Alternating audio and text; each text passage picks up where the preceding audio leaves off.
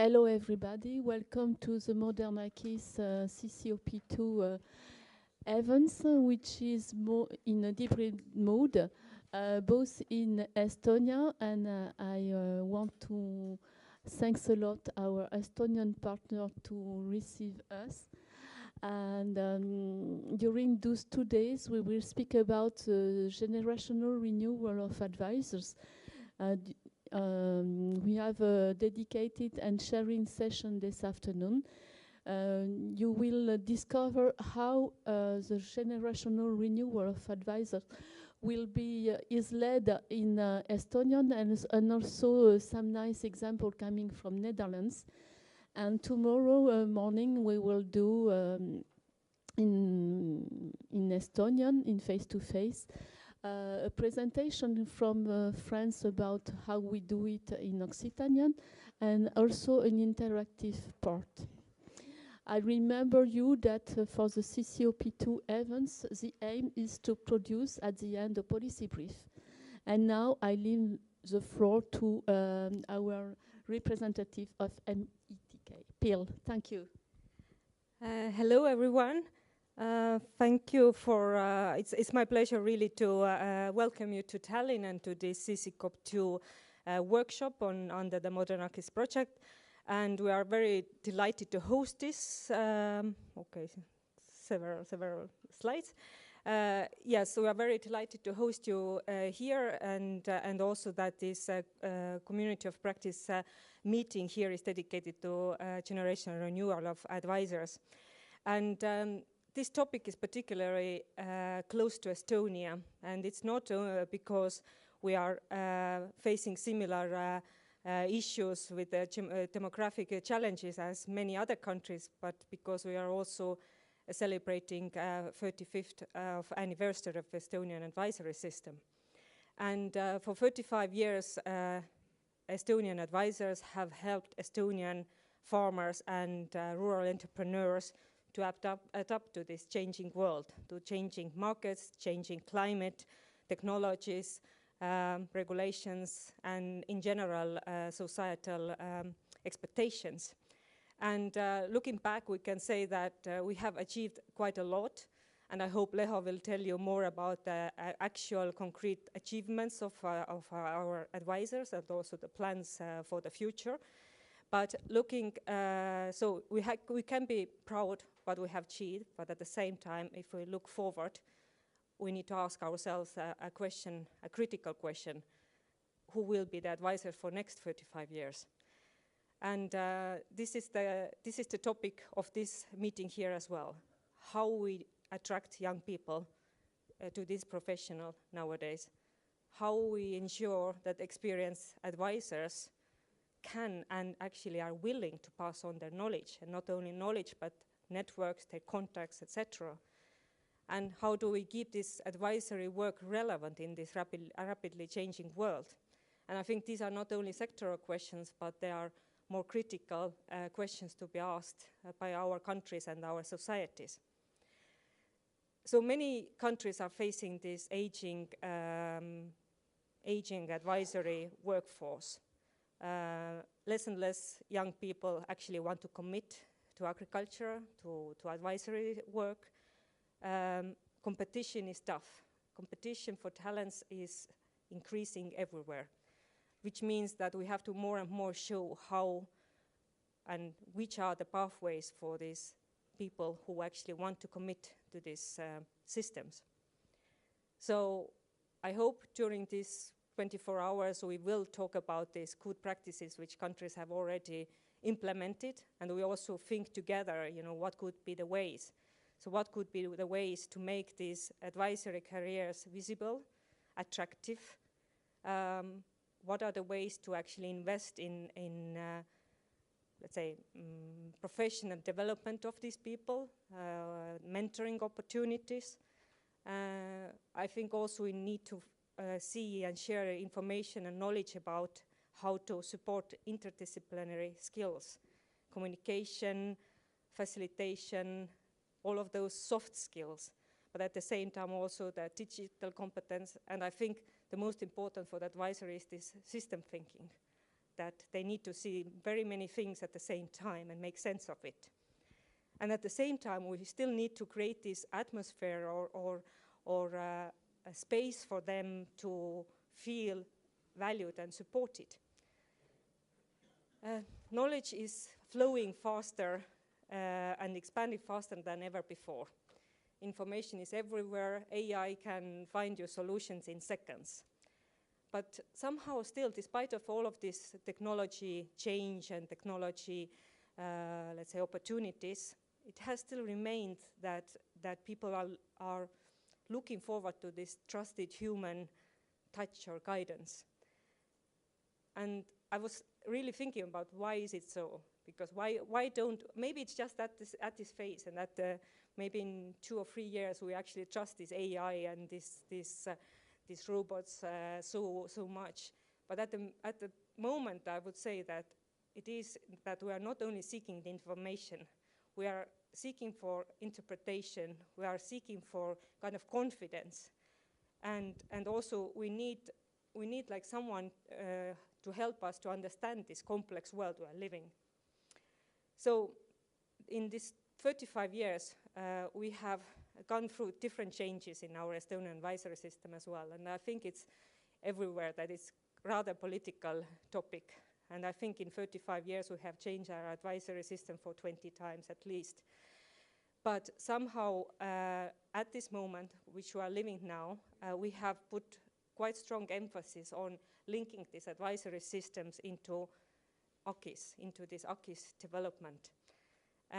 So we have maintained quite a lot of, let's say, effort to support the qualification of advisors, both certified advisors, but also advisors who want to really pass on their knowledge and experience. We have developed their training opportunities. We have created opportunities for them to actually engage more with research and be part of this innovation projects, etc., etc. And I think before we actually talk more about the Estonian advisory system and AKIS system, I would also maybe give you a few words about the Estonian agriculture situation as well, so kind of like a framework for it as well to understand. So although Estonia is a rather small country and our population is only 1.3 million people, agriculture still is playing a very important role in our economy, in our food security, in our rural development. And we have approximately today 1 million hectares of utilized agricultural land, which is less than a quarter of our land or our country's land area. I have to say that our agriculture, although we're a small country, when you look at our agricultural holdings, they are larger, they are rather large. Approximately 90 hectare size of our average farm is 90 hectare, which is making us one of the largest farms in EU. And we are also quite advanced, or we are one of the leading countries in organic farming. So a quarter of this land is also under organic. And also, if you look at the composition of our land, half of our land is forestry land. So these all are setting the framework for our advisory work as well. And there are some figures about the production and number of animals, etc., etc. AI helped me to put this together and use the statistics, etc. And with Hanna, we were really talking about like what are the exact figures, etc., etc. But I think it still gives you the kind of overview about the share of what we produced, etc., etc. And I would say that if you look at this figure, it still reminds us that the future of success of this agriculture sector depends increasingly on the knowledge, innovation skills, and on people. And that actually brings us now to this topic of advisors and AKIS and how this sits in the whole Estonian context. And I will also very briefly tell you a few words about METK itself as well. We are a public research development organization under the Ministry of Regional Affairs and Agriculture. And although our organization was established only a few years ago by merger of 2 organizations, I have to say that we have the experience and history of more than 100 years. And today over 300 people work in our organizations. We are locating in 8 different places all over the Estonia. And our mission is also quite straightforward, to support the Estonian agriculture and rural sector with science-based knowledge, services and cooperation. Or as we very often say, that we are not only creating knowledge, but we are also connecting people around the knowledge as well. Yeah, so this is just the regional distribution of our locations as well. I won't really go in further details about it. And I have put this organizational chart in this presentation as well, not to go in details with all of this, but to maybe stress this last column here as well, which is maybe representing for me at least, the most important change in Estonian let's say, rural development policy, that we decided to create AKIS coordination unit and the unit in our organization, because this is reflecting the broader understanding of how innovation works. Innovation doesn't success when individual organizations are doing well, but innovation happens when cooperation works well between these organizations. And if we are talking about these different parties who act in a rural context, farmers, advisors, also these vocational schools, universities, etc., they are all important puzzle pieces of this big picture. But the crucial point is the connection between them. And that's precisely the role for AKIS as well, to connect these different actors. And I think this is that our government decided to put the emphasis on this connecting role has been really, really a big change. This is the new logo of our AKIS, which we, let's say, renewed quite recently. And I will maybe give you the brief policy context as well for our AKIS. Is also, AKIS has been strengthened in our common agriculture policy and in our strategic plan. And I think this ambition has been built around, let's say, three main points.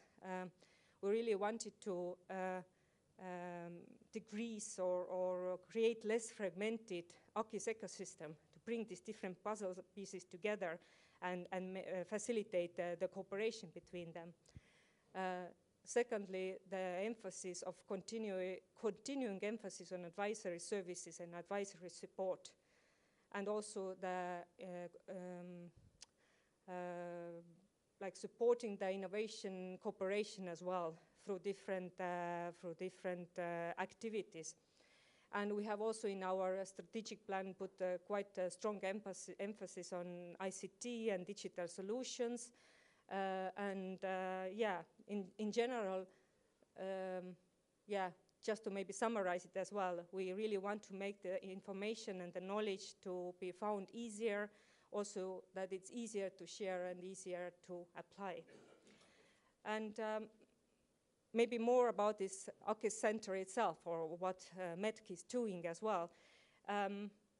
AKIS Center itself, we received the mandate for our ministry 3 years ago, and these responsibilities are divided or include different areas. We are very much supporting the policy making itself and the strategic development of AKIS. We are providing different analysis and let's say needs assessments of trends in agriculture and in our sector. We have a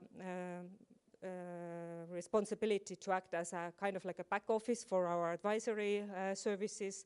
We maintain the advisors database, we train them, we network them, etc., etc.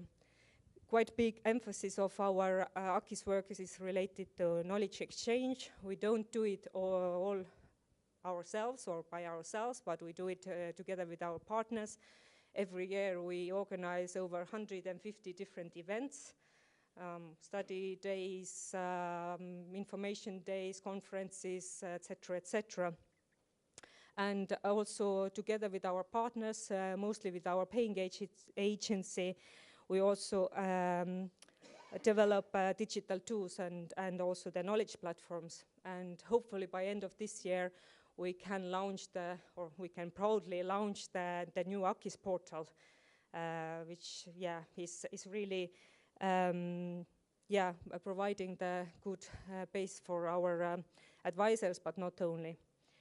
So yes, in practical terms, this AKIS Center is kind of a bridge between the policy making, research, science, advisory world and the practice itself.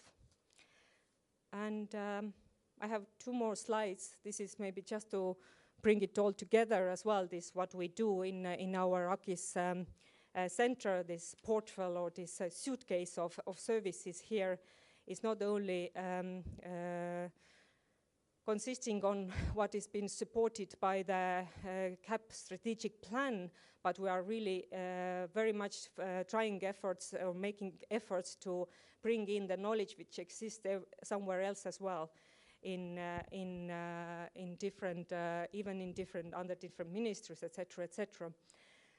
Our team here in AKIS Center is not very big, but it's really relatively big compared to some of the countries. So we have 20 plus people working in a unit, and but we also have CAP network included in this work as well.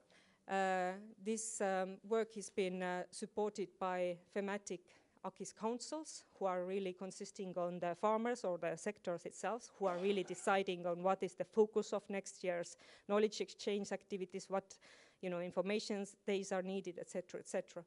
So this is really, we do it together with the sector and the different actors. And this all brings me back to this this workshop and this seminar as well. I hope over these 24 hours we share good experiences and good practices how to really develop and attract younger generation of advisors. And I really encourage you to be open and ambitious about it as well, because the future of AKIS depends not only on the knowledge, but on the people who move this knowledge. And advisors are the really key element of this. And I asked AI, because we are celebrating this 35th anniversary, I asked AI, I put some words in it as well, create me an image of the next 35 years for advisory services in Estonia. And it was really, I was really happy to see that the ideas which I had in mind, and I really asked them to, bring in some other, what are the trends in Europe and, et cetera, et cetera. It still put on this picture, these main core elements to me as well, that the advisors still remain.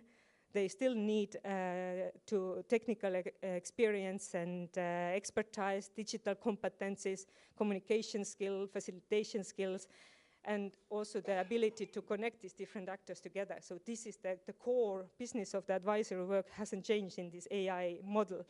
And it was really I was happy to also see that, and I really hope that's my dream, that advisory work remains also one of the most prestigious professions in future rural policy and rural life in Estonia.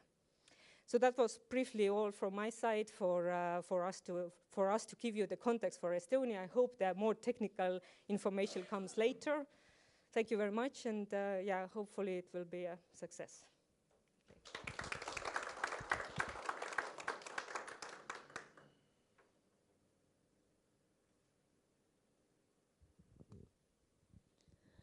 Well, thank you very much. I will introduce the work of this afternoon. Remind the CCOP2 process and the calendar of this year. For the CCOP2, we are a team.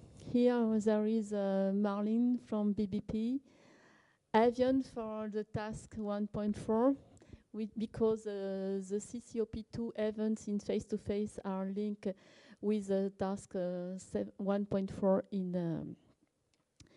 in modernAKIS. I am here from CRAO, Miriam Gaspa, and I remind you what is CCOP2.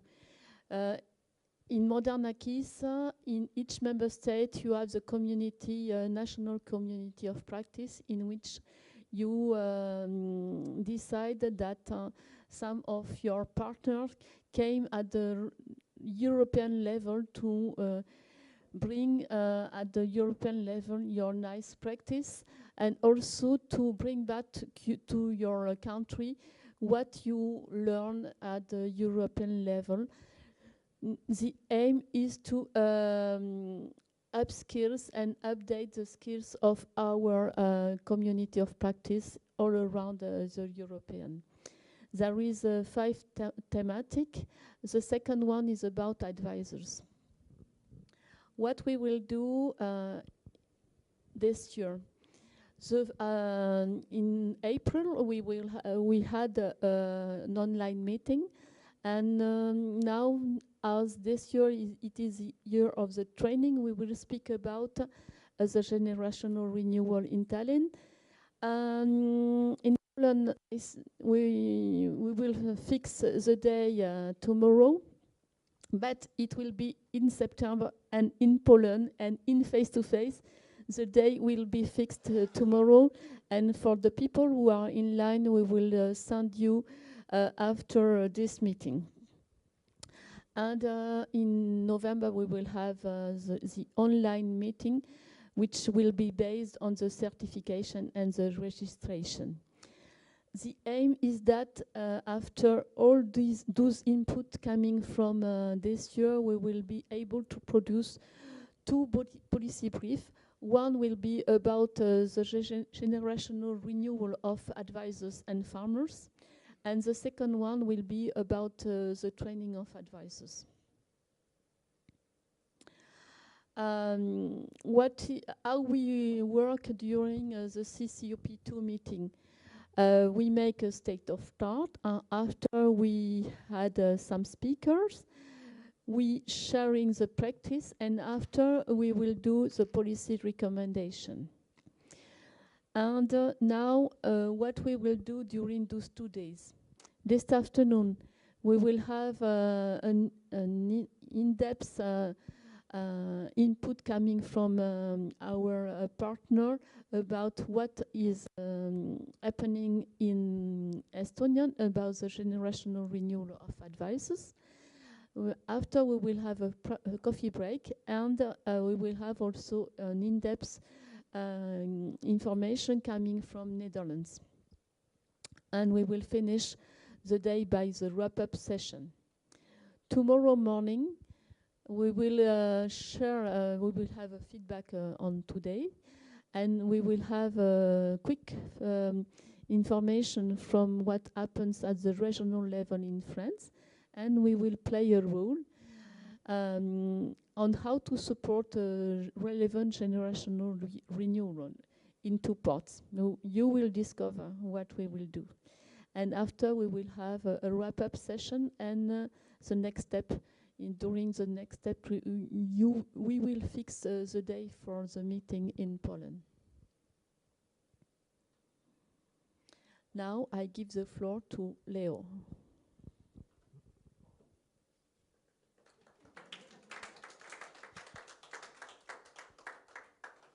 Thank you. Very welcome to everyone to Tallinn, and I'm really happy to see you here on our 35th year of modern advisory service celebration year. Now, a little bit about numbers again. Pille mentioned already some numbers, but I rounded those numbers a little bit. As Pille mentioned, we have 1 million hectares of farming land. We have about 11,000 farms, 2,700 of them according to FSTN. It means they make more than 4,000 euros standard output per year. So half about our farms make more than 4,000 in a year. We have roughly 120 advisors. That means we have, depends which number of farms we look, but we have 92 farms per advisor or 56 farms per advisor. Every year we can use 1 million euros advising support. That means we have €1 per hectare every year for advising support. And every year we can, with that money, we can advise about 750 farms. It makes, depends again which number we're looking, it makes 7 or 9% of our farms total. So it's not too much. I think the good number would be 15 to 20 or something like that. So a little bit about numbers. Also, Pille mentioned already our history has been rough. Every number on the screen mentioned is something changed in our system. Last 3 years almost have been stable, and we see that next few ones will be also stable. What comes with the new program period, we don't know yet, but we are hoping the best. So, advisory support service, our role is knowledge, community, and support. Those are the 3, pillars where we work on. And our role. We coordinate the system. All the agricultural advisory system is coordinated by us within the AKIS framework. Our work is to assurance the quality. We build the capacity. We organize trainings and professional development for advisors. Knowledge transfer to connect advisors with researchers, innovation, and practical farming. Network facilitation to support cooperation between advisors, researchers, farmers, and so on. Also, policy support to help implement GAP advisory services and national policies. Now, about our advisors. As you all know, in Estonia, we have a totally private advisory system. So all our advisors are private entrepreneurs. To become advisor in Estonia, there is some different ways, but the best way is to become certified advisors. Then you can move to the list of advisors, and then you can give supported advice. Certified advisors, you can apply your certification in different areas. There is a long list of them. I will not read them. And you can apply different level 5, 6, or 7. But I won't stop there longer. And at the moment, our advisors are divided in those areas. The most advisors, certified advisors in Estonia are working in the forestry sector. And also Bill already mentioned half of our land in Estonia is forest. And most of our forest owners are private people. Small forest owners. Average forest land owned by one owner in Estonia is 10 hectares.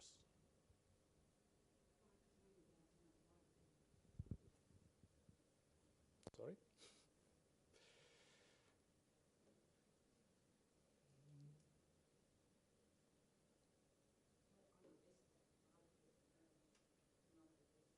Yep, tuli ette küll. One moment, please.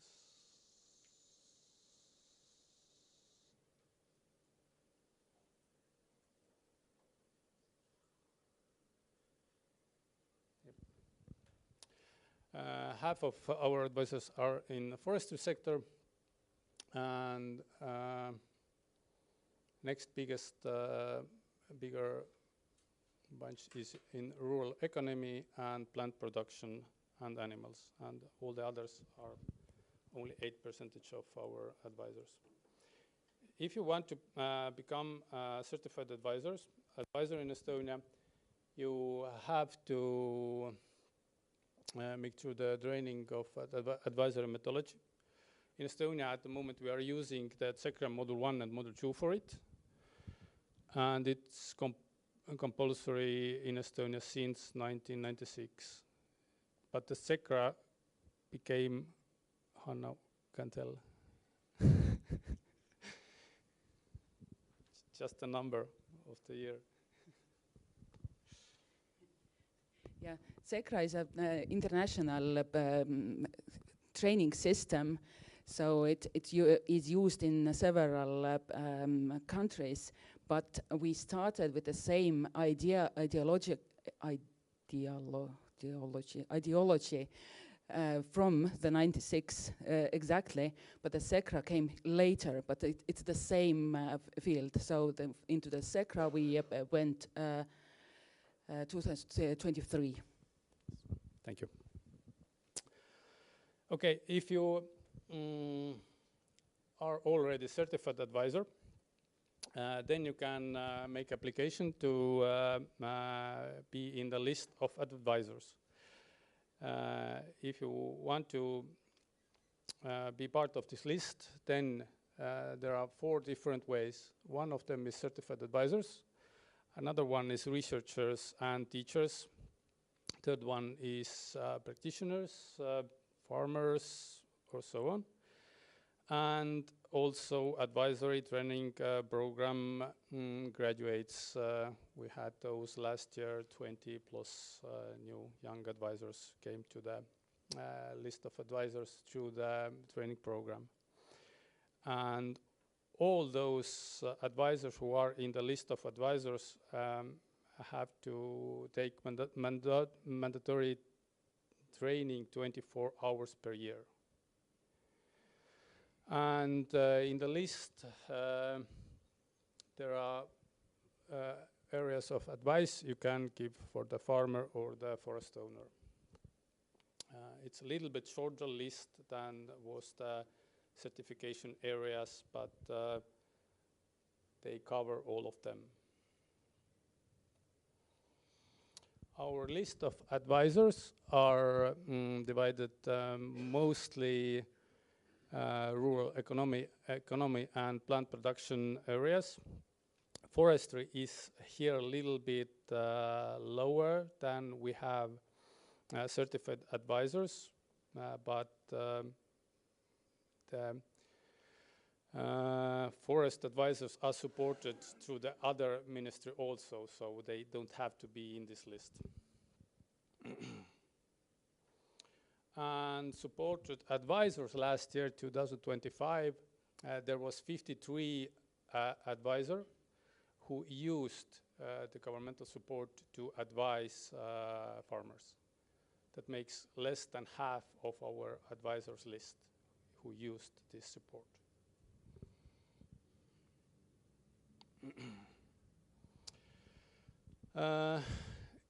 Advisory support since 2024. We had 24-25, we had farmer could use 3,000 euros per year, 90% support from the contract, and 53 euros per hour was. And since this year, 2026, the support is also 90% of the contract, but it's 1,590 euros per farmer, and in forestry you can use 1,060 euros per forest owner per year.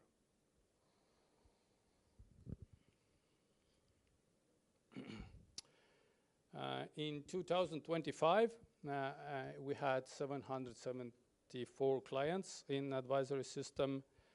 There was about almost 5,000 advising episodes, more than 27,000 euros of advisory service. And as I mentioned, 53 advisors made all this work. And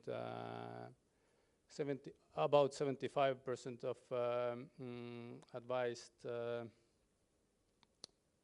was entities, and 185, that makes about 25% was individuals.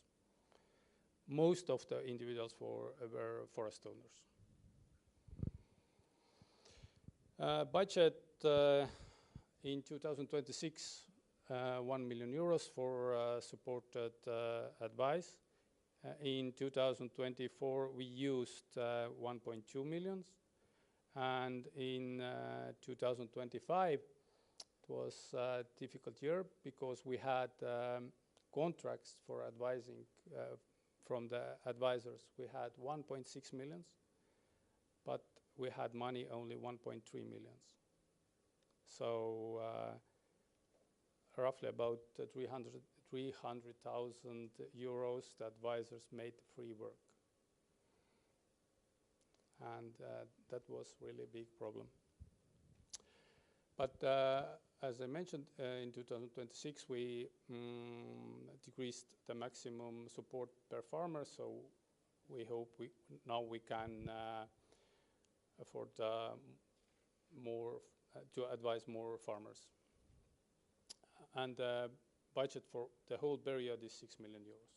So we have to, we have already spent about 500,000 more than we should have. The application process to get supported advice, it's 100% in online. So both the advisor and the farmer, they work only to get the support. It's all online. They make the contract. Both of client and advisor sign it digitally. Then there will be advising process. The farmer will pay the 10% of the contract. Then after the advising process, then the advisor will write the advising report, and after that he or she can make the payment application, and our paying agency will pay other part of the contract. It's 90%, and that's all. It's really easy and simple for both of them. Also already mentioned the 3 pillars of our work and advisory service. What we do, every year we make a training plan for advisors where they can, it's free for advisors. This year we have budget to train the advisors. It's about 120,000 euros. That makes about 1,000 euros per advisor per year. So I think it's really good number. Also different roundtable meetings for advisors, science mornings, and so on. Okay, Hanna shows me that we have speed up a little bit. Okay, I don't stop here long, but I think all you know about the GAP objectives to foster knowledge, innovation, and digitalization. I think you will get my slides later, so you can read them. So I'll skip this part. A lot of text. Our training program for advisors this year, there are 5 bigger parts. Digital agriculture and forestry, use of FST and FADEN data in advising agricultural holdings, identification of and facilitation of innovative opportunities in the identification of plant pests and so on, and also advisory service for primary processors of agricultural products and food producers. This is the area, it's really, it's not covered enough in Estonia, so a lot of advisors can take this course and they can offer extra new area for clients. in my point of view, private advisors' advantages: farmer-oriented services, strong incentives for quality, high level of specialization, faster innovation uptake, flexibility and responsiveness, lower bureaucracy, it's a difficult word, market-driven efficiency. Also, there are some disadvantages. Unequal access, especially when we talk about smaller or low-income farmers. And if we run out of our support budget, so it's really hard for young and small farmers to get the advice. Risk of commercial bias, fragmentation, variable quality, limited public good advice, and weak knowledge sharing. This can be, but don't have to be the disadvantages. And my dreams. The ideal advisor, firstly, holistic perspective. Every advisor must understand the whole farm system. First point of contact. The advisor has to be the farmer's trusted advisor for every decision. Just make one call and there is your partner. Problem diagnosis. It goes with the first one. Every advisor must understand the business and has to be able to identify issues and contacts with everything what the farmer needs. Then long-term relationship. Our system really doesn't support this today. We make the contract for exact numbers and that's all. Then you have to pay by yourself. It's not good for the long relationship. And also, ideal advisor should be integrator of knowledge. And my other dream, the ideal advisory system, firstly, two-tier advisory system, where the first level is general advisor who ensures full farm guidance and coordination. And then there we have the private experts, specialized private experts with high quality targeted solutions. We have to move from fragmented advice to coordinate impact. General advisors integrate and specialists deliver. That's all from me. Thank you.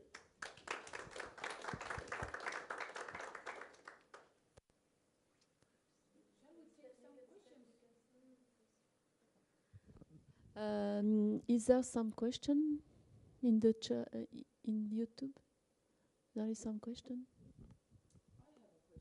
Because I have some. I have also some. Question, you know my answer also. There is some question. This might be obvious to somebody else, but I'm just double checking. What is the advisors become certified, but then they can also become part of this list? And is it that only once you're part of this list, then farmers can like seek you out? Or how does the client relationship begin? Is it that the entity or the farmer needs an advisor and then they go to the list and look and pick one? Or is it more of like, these are the ones available in this area, in this specialization? You want to answer? It depends about how the advisor markets himself or herself. But we in our METK page, we have the list of those advisors who can use, who can give supported advice. Okay. So that's the part, the important part for us. Right. And then you can filter your area, your location, and so on. Okay, so it's very much kind of, advisors kind of want to get on this list because that means they can give supported advice, and then probably you as a client will want to double check and make sure that your advisor's also on this list. So it's kind of like a two-way like the advisors want to be on it and clients want to make sure that they're on it as well, so that they can access this supported advice. Yeah, but I think in Estonia, the first contact comes from advisor to the farmer, mostly. There are few contacts what come from the farmer to METK, and then we forward those to the advisors. Okay. Was it correct? Are there some kind of rules on advisor being independent to be in the list, or also sellers can be on there? No sellers. Yeah, all the advisors in the list, they have to be independent, and we check it. Yeah. I'm just trying to understand how the advisors, how do they make a way of living?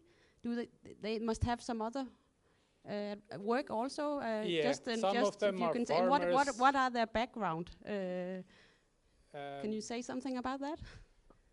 It's really different. We have those 53 advisors who used this support. Some of them made more working hours per year than there are working hours in the year. So they worked a lot. And there are some advisors who made only 1 or 2 contracts. All of them can make money from the market, so they can advise farmers without the support. But we have a little problem because we don't know what they are doing outside the support system. And that's a little problem for us. But a lot of our advisors, some of them are farmers, some of them are teachers, and so on and so on. They have more jobs than one. Yes, Paul. So are they agronomists, or who are they? The question is in the line of my predecessor. How many hours as advisor are they working? Because in the Netherlands we have the specification, you can't be an advisor if you're not at least for 16 hours per week are sitting at the kitchen table advising a farmer. So it cannot be a side job in the Netherlands. Is it the same in Estonia? No. We in Estonia we don't have this kind of rule, and I think from the 1st of July there will be change our laws that one advisor can use to support money maximum 60,000 euro per year. And that is still a lot, because I was surprised that in the Netherlands it is, we also have like a 1.5 million per year giving out in vouchers, but that is like candy for the sector. It's just candy, because there's millions and millions going in the private sector in advisory around between all the farmers and their advisors. And this 1.5 million is really nothing. But it is support money to stimulate innovation, to get the questions that are put under the table because the advisor is so expensive, get on the table, to drag these questions out and make chance of it. Yeah, in Estonia we don't have good overview about the private sector agricultural advising. And that's a problem. Okay, what is the composition of the advisory organizations? Are there more individuals, or they are working in companies? How does it look? They're mostly working by themselves. I think we have 2 or 3, how to say? Non-governmental organizations. Yes, non-governmental organizations. Who have more than one advisor.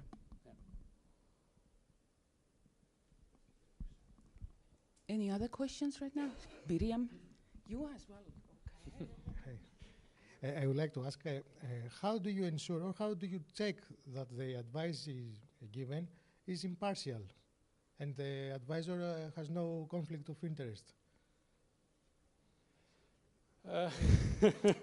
Do you make in Estonia any check or control of the advisors you are certifying? Our, how to say, our luck is that Estonia is so small and we almost know everyone. So you can't break the rules, you can't make the shit work because we will know. No, I cannot understand this. We check the background.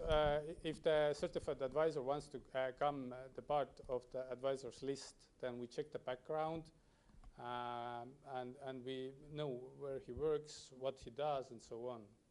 So through this process, we ensure that they are independent. Yeah, we check everybody's social media accounts as well. No. Yeah, just a comment on that.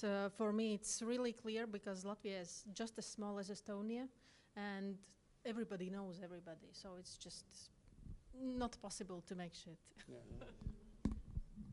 Miriam?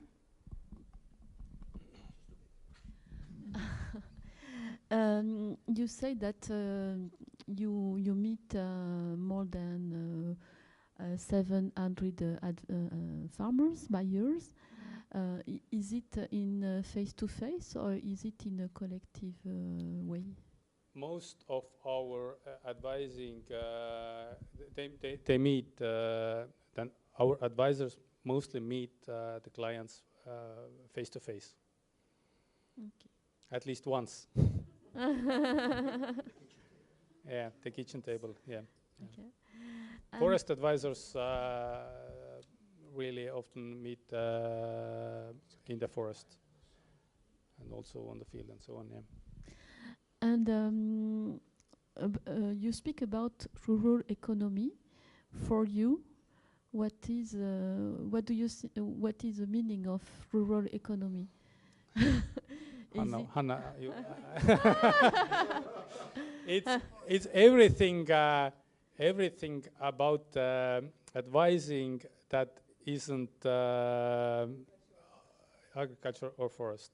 It's this is is it for example the facilitation when you build a new value chain, link yes. with municipalities and yes. so on, yes. and link with different advising actors. New business plans and so on, so on. Okay. Everything. And it is mandatory to have 24 hours of training each year. Yes. Is it a list of training modules, or do you say, for example, you are going to a demo events during 7 hours and you can check it as a training session? How do you manage those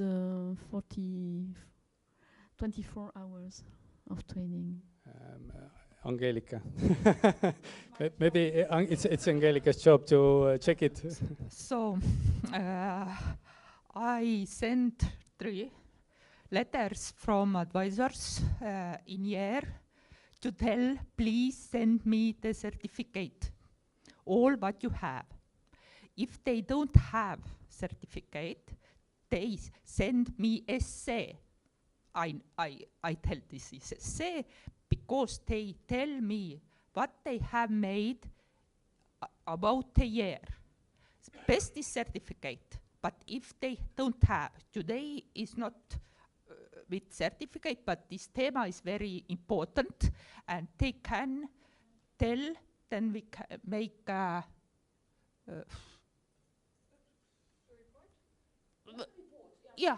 yeah, and we look this and tell it's okay or not.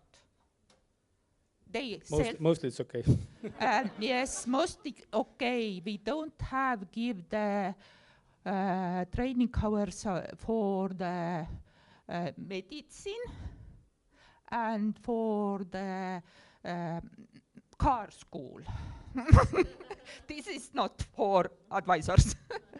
All the another theme is good, because they know self what they need.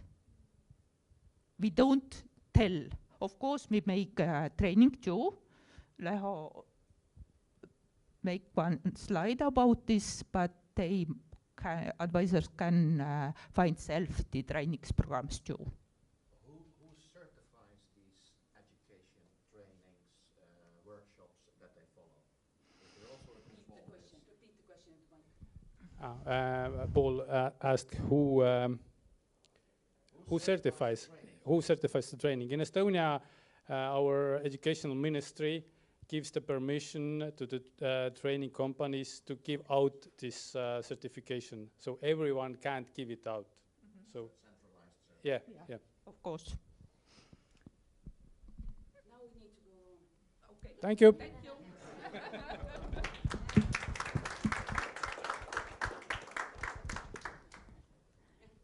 In addition to these boring presentations, thank you, Leho, we have also live persons here as well. Like you heard, Angelica is not only working in our organization, but she is also an advisor in economies. So you see different jobs, and we have one advisor coming up. But now the most important thing, no, I'm asking a farmer to come here. I'm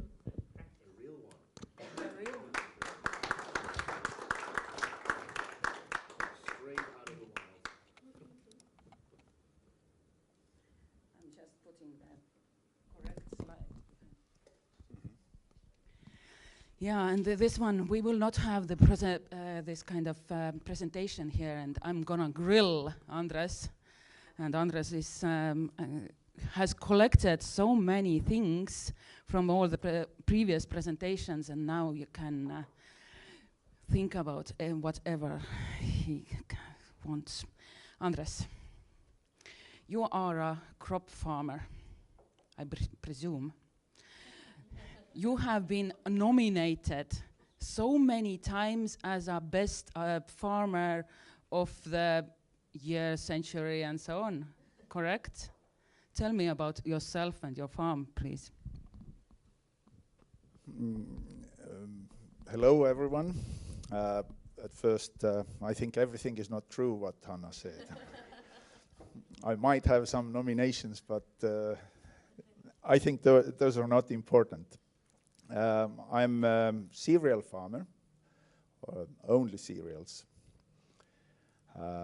And I manage roughly about 680 hectares of cereals. The total land is perhaps a little bit over 700 hectares, but all the land is not usable for cereals, so I have to do other practices there, like hay or silos, something like this. So I consider myself a small farmer. What means small? I have only 2 workers and myself, which my job is more keeping all the wheels running, nothing else. I wouldn't call it, I mean, CEO is a bit too much, because when it's needed, I'm the no, I'm just trying to. I'm the plug that fits in every hole, if you want. This is perhaps a good expression. If there is needed, I'm going to spray. If there is needed, I'm maintaining machines. If needed, I deliver the spare parts, whatever.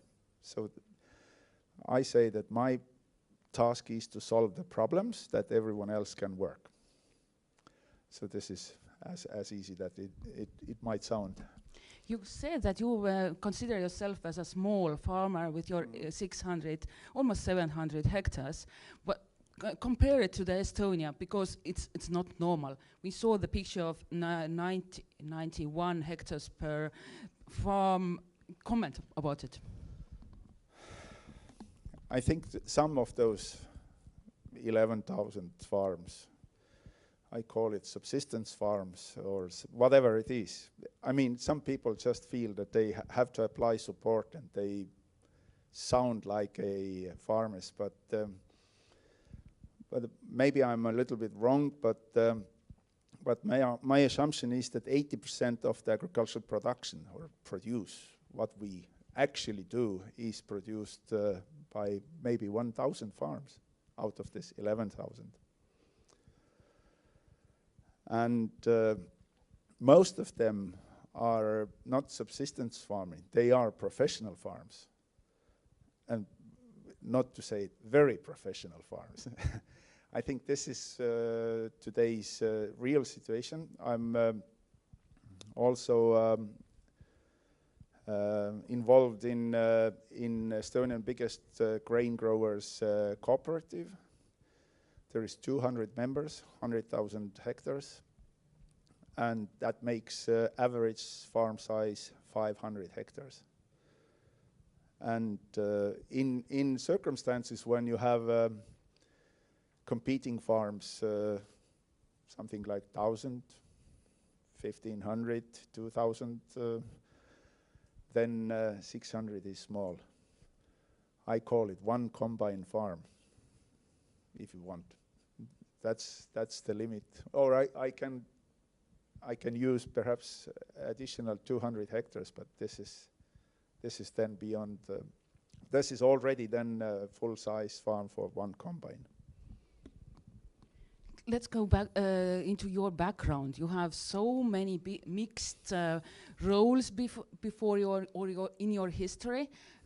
What is your education level? How did you come into farming? So what helped you? Well, I'm graduated from Estonian Agricultural Academy. Today this is called Estonian University of Life Sciences. I'm mechanical engineer, so anything related to the bolts and nuts and machines and tires and wheels and whatever. This is my specialty. And this is perhaps one of the advantages that I have in my farm. For example, I'm mostly within my 30 plus years activities, I have bought only one new tractor. All the rest have been used ones, and the other machines mostly are also used ones, because I'm having the ability to restore them and maintain, and I can get good offers from the market, and that makes me a little bit cheaper within the costs that I have in the farm. How I came to this, I think this is perhaps too long story, but when I graduated, this was already 35 years ago. Then obviously it was the time in Estonia where privatization was also part of the society developments. So I made also application and I became an entrepreneur. And obviously that was related to agriculture, so I had no escape from this. Even though my father, by the way, said that you should keep as far as possible from agriculture. And this is where I am today. So this is reality. Yeah, usually the farms are organized nowadays from the previous kolkhoz times, and not very deep roots to have there. Compare your education to other farmers' education. Is it Estonian farmers are usually highly educated? I think those productive farms, 80% produce, which I called. I think they are mostly with university degree. Most of them, I think, know exactly what they are doing. And this is why they are perhaps a difficult audience to advise, because they have very clear their own view. plus I think they are in a position that if they need something, it should be really, really deeply going to professional level. I think this is very shortly that I can say. I know. I can obviously go much longer in this discussion. Yeah, maybe you only know these crop farmers, so you don't know the small farmers who do exist also in Estonia, the horticulture and so on. Yeah, I think I know some of them definitely, but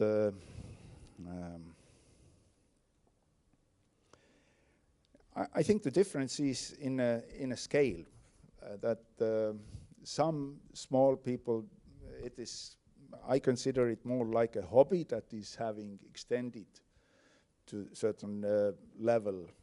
If you have something which you really like to do, then obviously you can go a little further and sell the produce. But if you are developing something which is more like industrialized, you want to get in every corner almost to the tiniest details, then you should then rely more on a professionals. Great. We are going a little bit into the advising part. I was just thinking, 35 years of agronomy or farming practices, high education, but you still use advisors. Yeah. To what purposes? I have good and bad experiences as anyone, I think. There are experiences that perhaps have ended right there when they started. I think this is a little bit of what I call should be same blood. What is the group one? Group? Yeah, group. Same type of blood. Then you are kind of you can find common language. But there are also people who are completely differently. And for example, I'm a little bit, I said already to some of you that I'm more Excel person. And I want that everything should be clearly calculated. Just to say some kind of, I feel this or another way, I think this is not flying. Then you can feel in some other places, but not in my farm. And I think this is true. Of course, I have used, I think the last official advice that I was also supported by government was really that I needed to make application of the support, investment support payment. So I considered that this is something that is definitely possible for me to get through all these formulas and papers and PDFs and all sorts of that kind of stuff. But I thought that it is much easier for me to pay a little bit for this, to make it fast and reliably done. And I think this happened. And you got the support? Yeah, this time I've got support. Otherwise, shouldn't perhaps say this, but my economic results are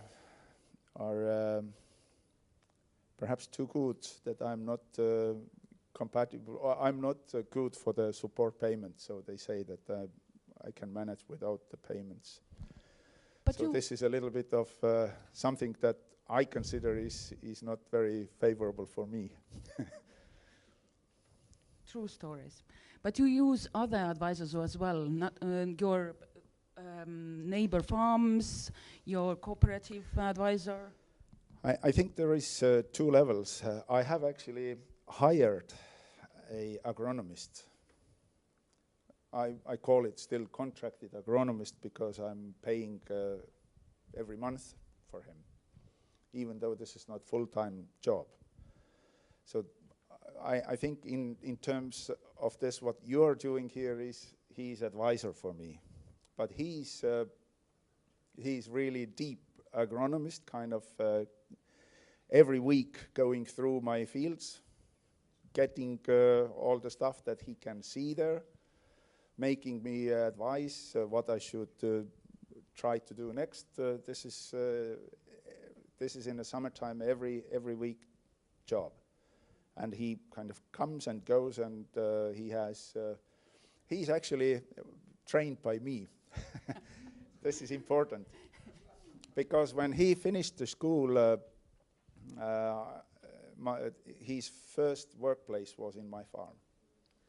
Was working with me 9 years, got all the experience.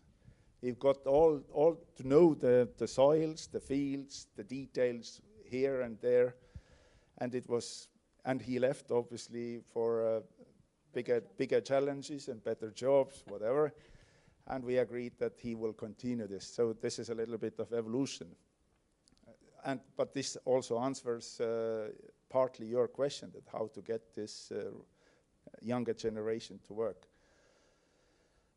This is one level, but the second level is this cooperative. And cooperative has hired also, I would call, high-level agronomists.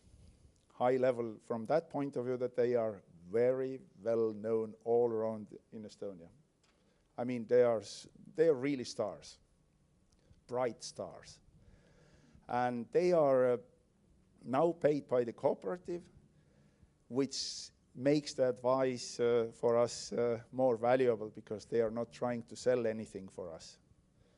And very often they say that this or another product is actually, it is not making sense, don't buy it.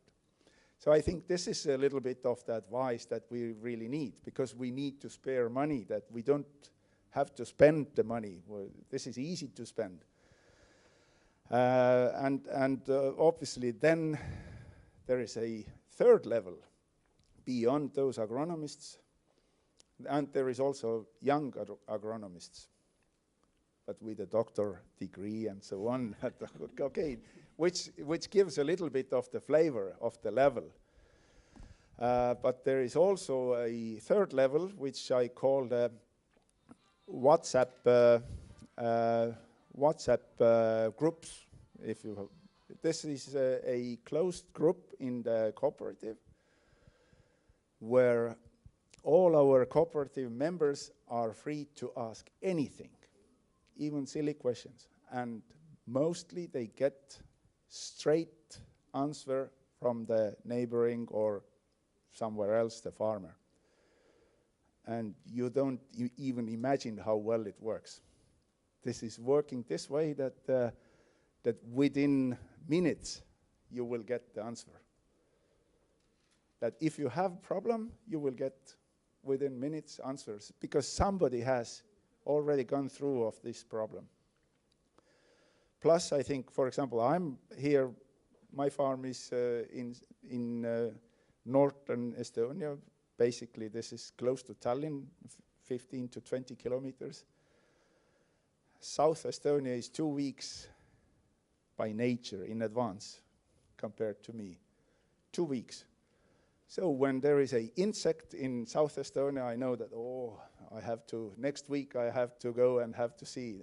So this is all works in favor of me. So I think this networking is really something that is very good. And plus this networking is good for the market. I mean, not for the product sales, but for the spare parts or maintenance experience, that where to get the best deals, all these kind of things are working very well. I'm a bit confused now. Please be. Our theme today is the generation renewal. Yes. And you said to me, you said 4 types of advisors you use. One for the investment support, one who you have trained yourself, one which is in the cooperative, and what was the farmers group. Yeah. So it means that like fully covered. fully covered. But coming to the confusion, what are the criteria? How do you select your advisor? If you think about the young generation, what should this new person have so you could use this person? I think, firstly, every advisor, or let's take a few steps back. The advisor that I have used for the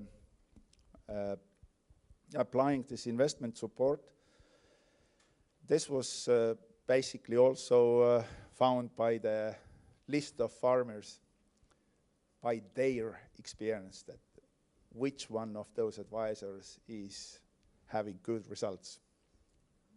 It might be wrong, might not be wrong, but it made a result, because you know that person, or I know few of those, who are often able, have the ability, have the possibility to advise me how I should combine the figures in a way that I will get the support. So this is as easy as it is. And not everyone can do this, because you should be a little bit creative to find the real way, maybe showing something a bit in a better light than it really is, or something like this. So we are also, this is I think also entrepreneurship, that how I do get this thing done. And this is where the experience lies.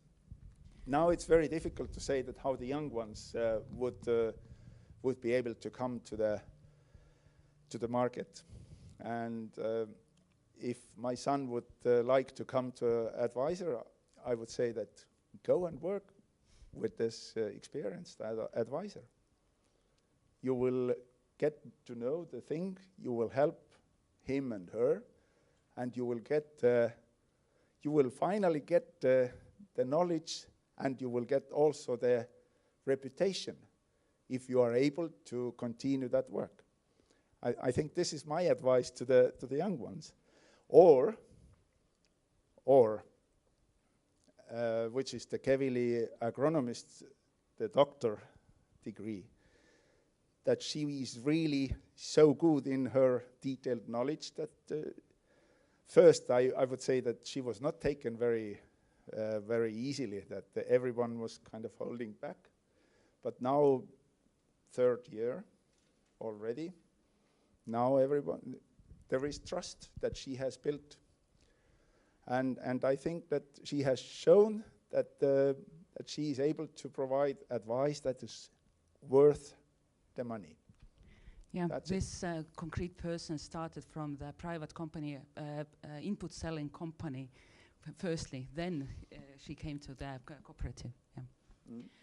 There are many persons who have came this way to the cooperative, even though then there is our task to explain that how the cooperative works, what is important, what should we look for, and what is the need for the cooperative members. Yeah, sorry that there is nobody who shows that timeline now. We have to, we could speak and speak and speak, but there is a possibility for you to ask questions. I do have one more if you don't, so there will be still one question, but a possibility for you. If somebody wants to ask.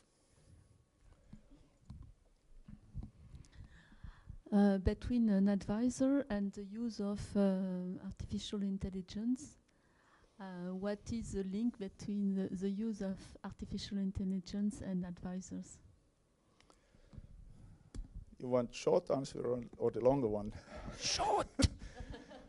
Short is that I hate artificial intelligence, because the AI is not creating anything. He has an ability to copy the text, someone else's text. It is not creating anything.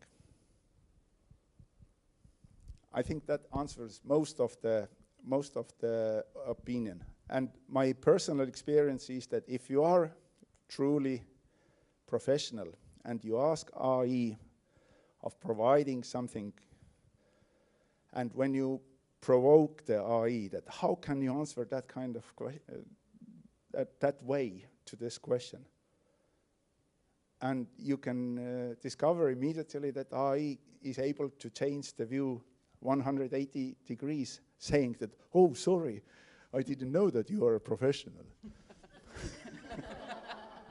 I mean, this is all true. And AI can be, in that sense, can be quite rude. Kind of even, kuidas on alandav? Humiliating. Humiliating, yeah. My wife was asking that, okay, I have collected some pension funds, that where should I invest it?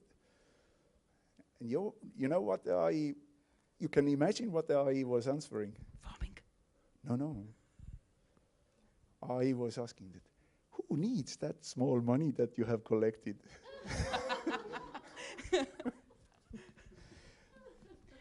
So that makes the world. And that's why I do not trust AI.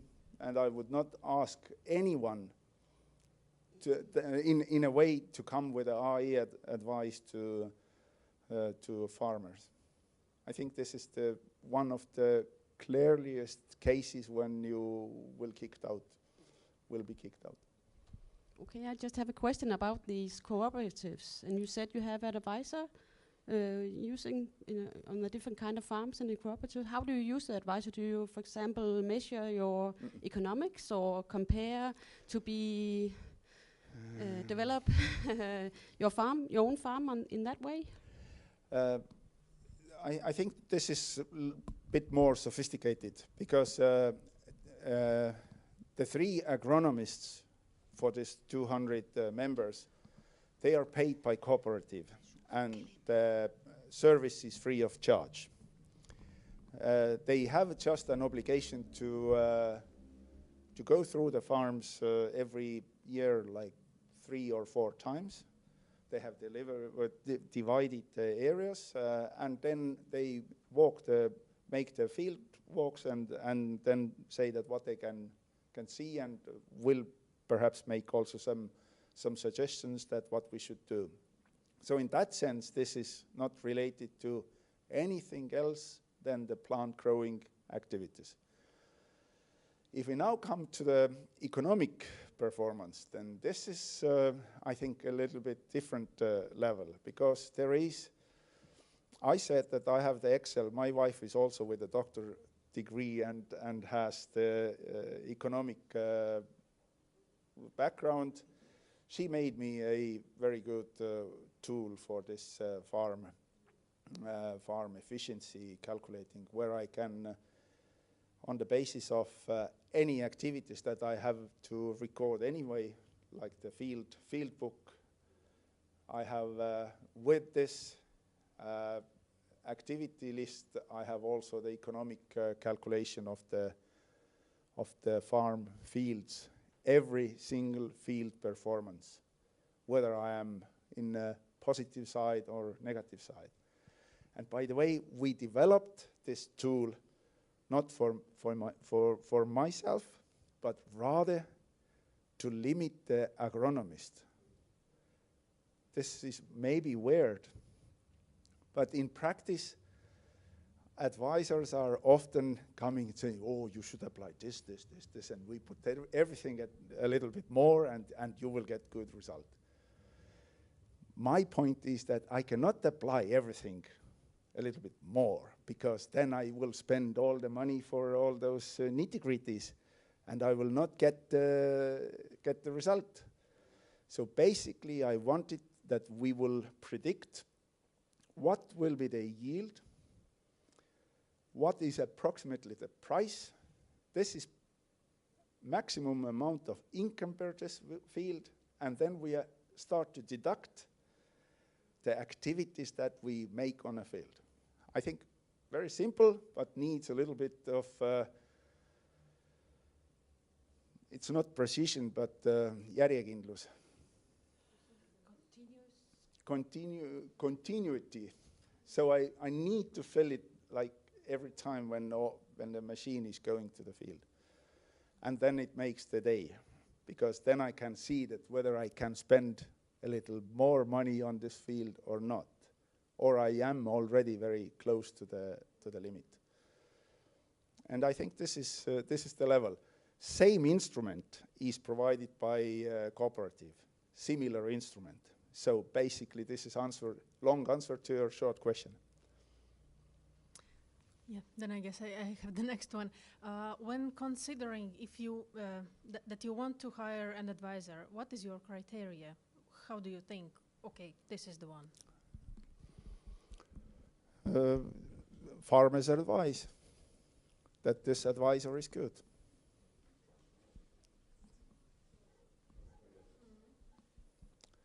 Word from a neighboring farm is perhaps an easier way to answer.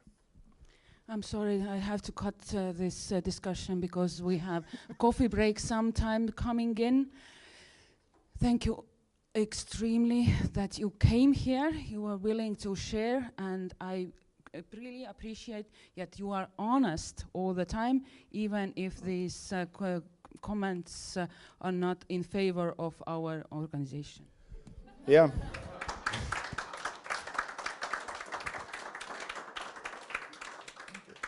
I think the point is that I'm so old that I don't have to be liked by anyone else than me. You just had your birthday. Thank you.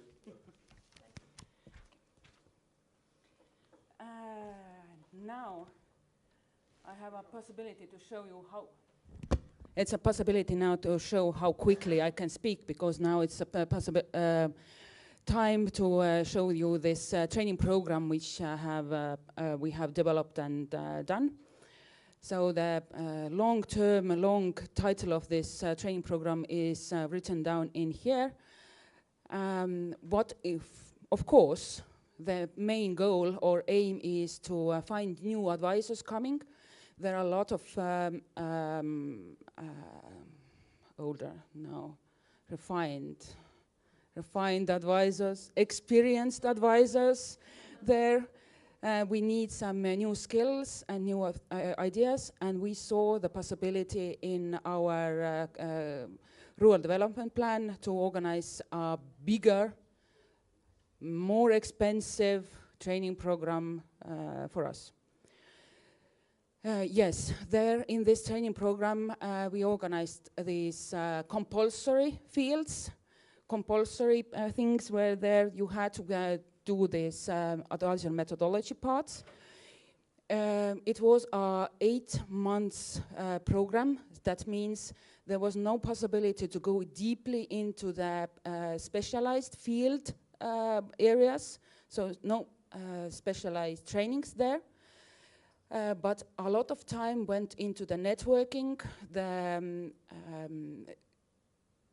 study trips, some compulsory trainings were there so that people could get together and see each other.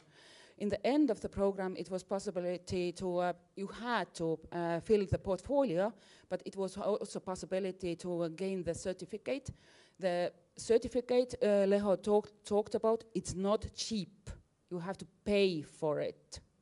Yes, Paul, you also have to pay for it if you want to be an Estonian advisor. So we had several group meetings and these networking study trips parts. And also we organized 3 books, translated some from other languages and some basic methodological books as well. It was a quite big competition to come to be able to join this program. We have had the possibility to take in only 25, 26 persons, and we had a double of people who wanted to be there. So not all were certified, but who wanted to be there, they could. The program also consisted that the persons had to go into the farm, into the specific area, so they had to do at least 5 advices there. And every advisor, every trainee got a mentor. So it was a possibility to talk with these persons. Yes, in the end of the program, one of the mentors said, "Yeah, I can now retire in peace." Exactly. And some of them, it was really hard work. Almost every 2 weeks there was a 2 days training, and as you saw, you had to take this time away from your day job.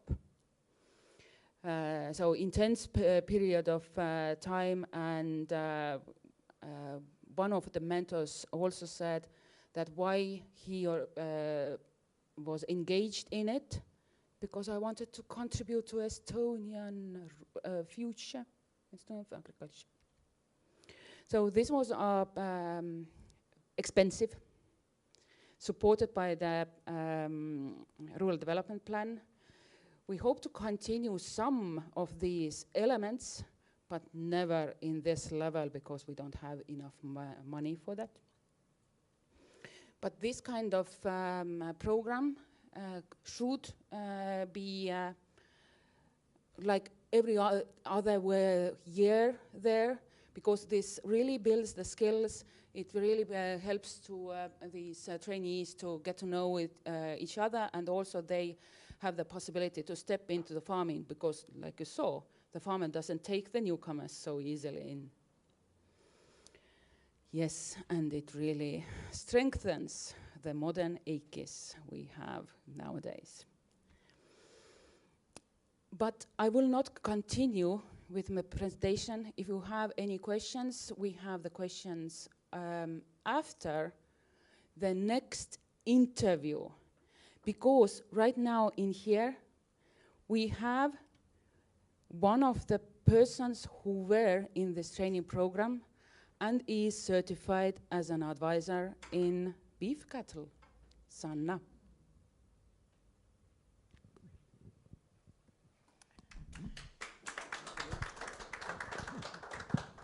Hello. Thank you. Sorry, my questions are here. Thank you that you came here, and you were a bit worried when I approached you. You said that I'm not a typical advisor. Usually all the advisors are doing the investment plans and these paying agency stuff. Who are you? What do you do? It's a good question. Actually, I'm coming directly from the cattle shed to help calf to get the colostrum. So I am quite deeply into the beef cattle farming myself every day, and managing Angus farm, pedigree cattle every day, 200 head. It's now, I think I have involved with beef cattle 15 years now.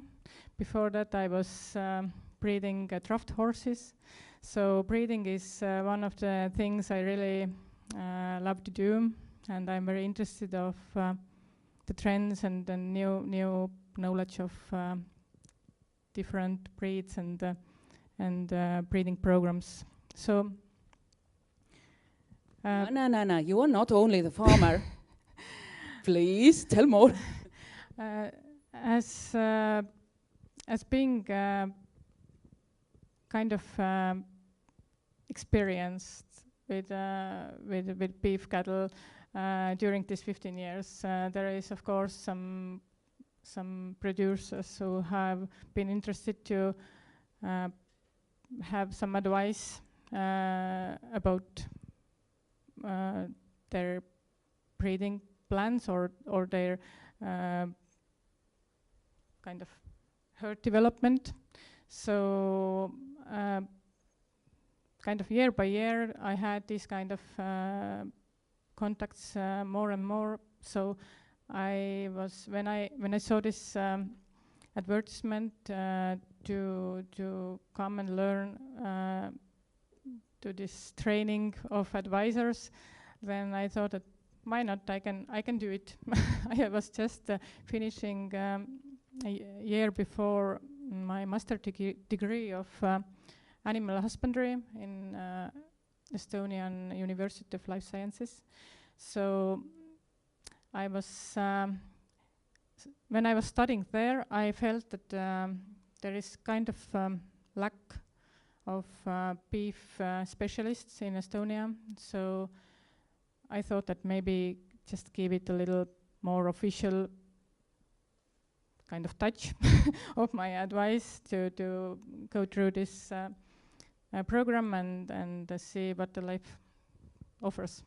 How did you recognize that there is an advisory system? How much the advisory system is known by students, by farmers? Of course, there was first connections with advisory systems came when I studied in university. But well, I am actually born in Tallinn. I was leaving the central city when I was 17, and I didn't know anything about agriculture. So I have kind of built my knowledge step by step, like learning myself and studying as much as possible in Estonia. So I knew that if you have interest of very specific species or a very specific production, then it's not very easy to get this specialized advice. And I understood that, well, in this point, when I started this program, there was 2 consultants already who are consulting beef cattle also. But, well, it's not maybe honest to say, but I didn't have anything to ask from them because I knew much more. So I found that there is maybe some missing point in this this system, so maybe I can fit into. So you were eager to know a lot about beef cattle. You were in the university, you finished your master's degree. You saw the advertisement in the paper, and you know the field of this area. Is it possible to advise?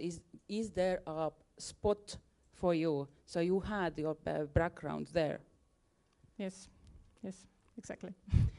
But what about, what do you think, that do the farmers know that there is somebody who can help them?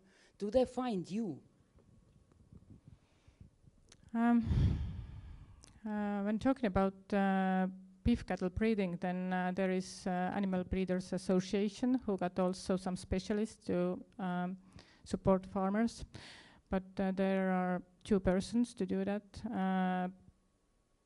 There is 80,000 beef cattle in Estonia, so it's I think it's for 2 persons it's quite a lot to do. So and they do have also their everyday work with the herd book and so on. So there is, I think there can be even more 5 persons in Estonia who can advise beef cattle farmers.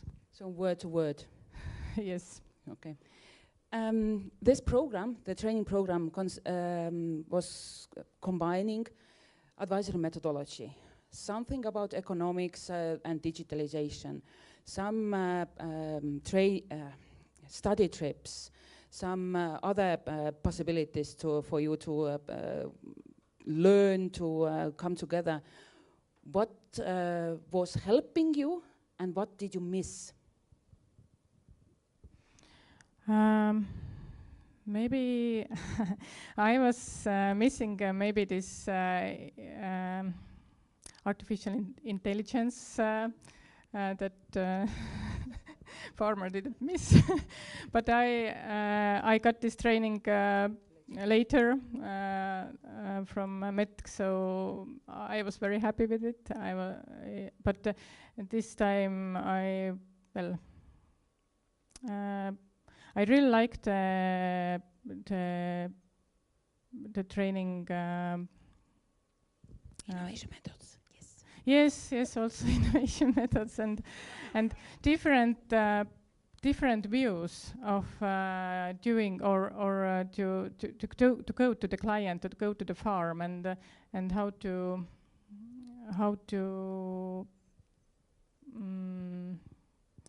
maybe sometimes work with difficult client. And well, I don't have difficult clients yet, but because I can be picky.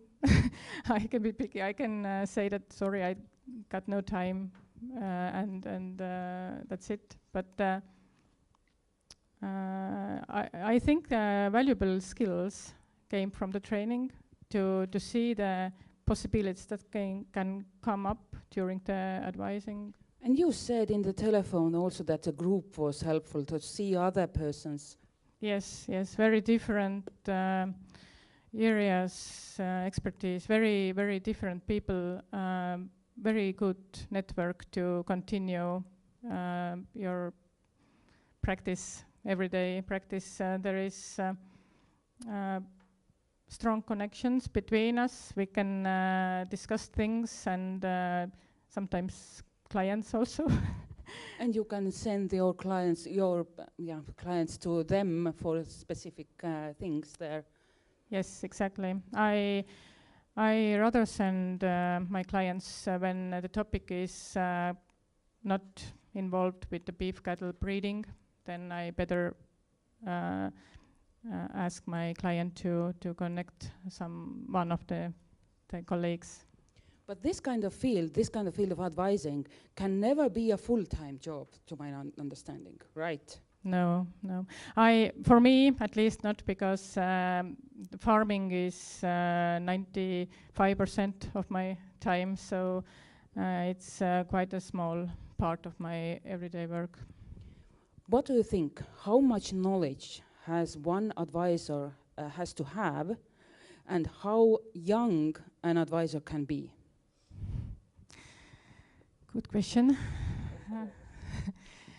How young? Well, I think that experience comes with time, and I highly value the senior advisors who have experience, who have knowledge, who have really have had time to see different situations and times and politics and everything that is involved with this advisory work.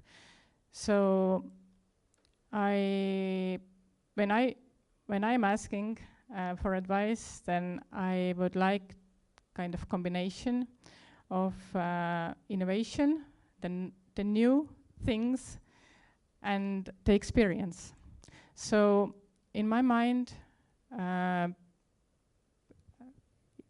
advice should come from kind of middle-aged person who has already some life experience, work experience, educational, academic education, and it's more valuable for me than somebody who's coming directly from the university and has no experience. I have one very tricky question again. We didn't rehearse this, so you can say this, that you didn't rehearse or didn't think about it before then. Estonia is not a usual advisory system country. These kind of private advisors and no job, no salary, monthly salary is unusual. You are this kind of like doing different bits and pieces. What do you think? Is it a good thing compared to that young persons definitely need a salary, solid salaries?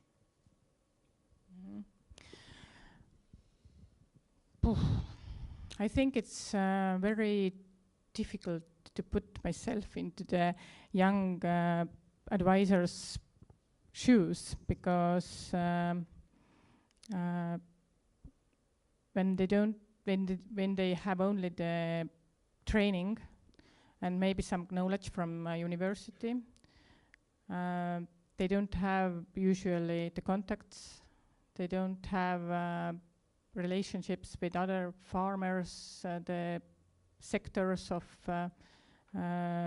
agricultural, like animal sector or the crops. So it's very, very difficult to sell their service. So it's, I think it would be good if there is some kind of support for the starters to get this experience. Mentor. Yes, mentor program or something like that to get this experience besides somebody who has done a lot of work and has something to teach. So, questions from the audience now. Miriam? No? Paul, thank you. Sanna, how do you manage to be inside the network, because you're focusing in a very beautiful way that you are a specialist? That means that you are one of 3, 4, 5 people that have this level in this specified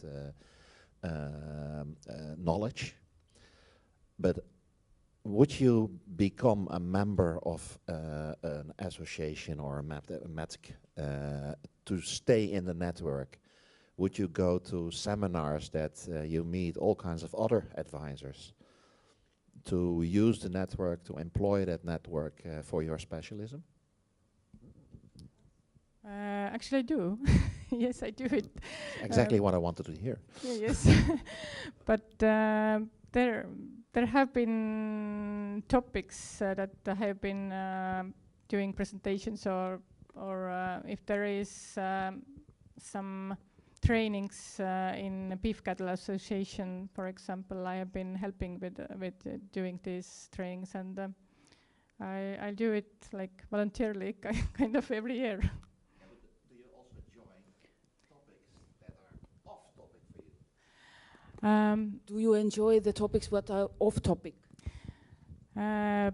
If it is anyhow involved with agriculture, I think I am interested.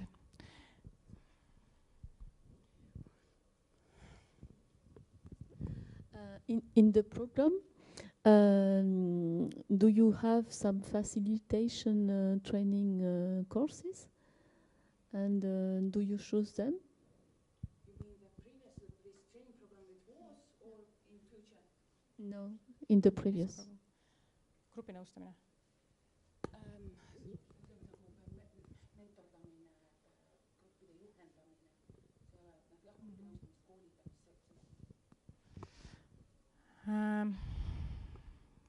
I don't remember. I remember maybe it was very Yes, in the training program in the module 2 of SECRA, we touched it. Yes. Very small piece. No, in this program right now, there is not facilitation skills. I did this in the SECRA module 16, which was about innovation methods, a bit of that, but do I understand correctly that your question was about the training program which we had, or on the future, will you be interested in group mentoring? Yes, this is something that I would like to develop my skills. So, any other questions from the audience? Yes, Joseph.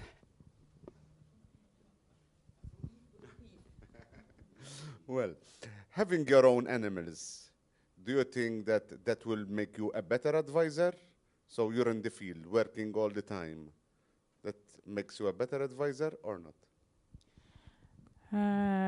As I'm working in the farm, I think I have the actual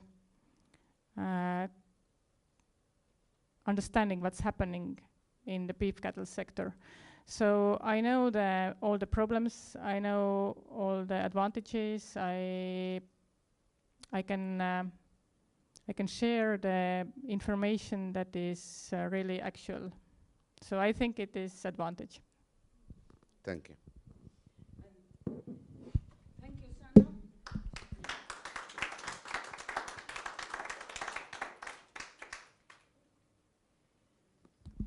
Now we have a coffee break coming in, and dear audience in the behind the screens, 30 minutes.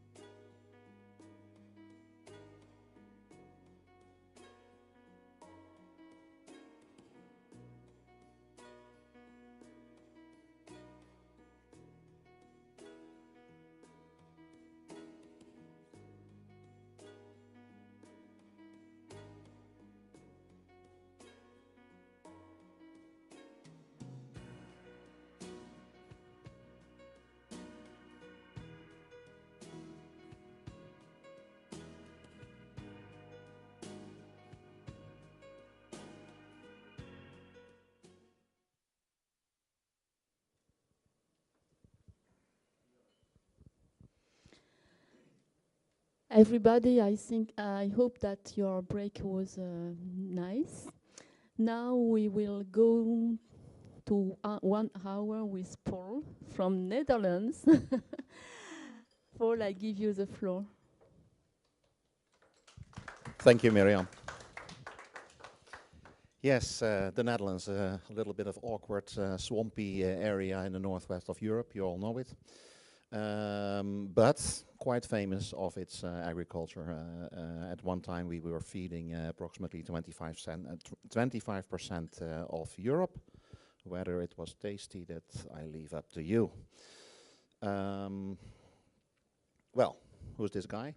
I'm Paul Daniëls, I'm from the Netherlands. Like Sanna told us just before, I'm also from a town. My father was a hairdresser. So how the hell do you get into agriculture? Well, accidentally after my bachelor and master in administration and in economics, I ended up in a big cattle and livestock and meat company in the Netherlands. And since then I have been working in agriculture, 35 years long already. At present I'm the Secretary General of the VHB, including project management.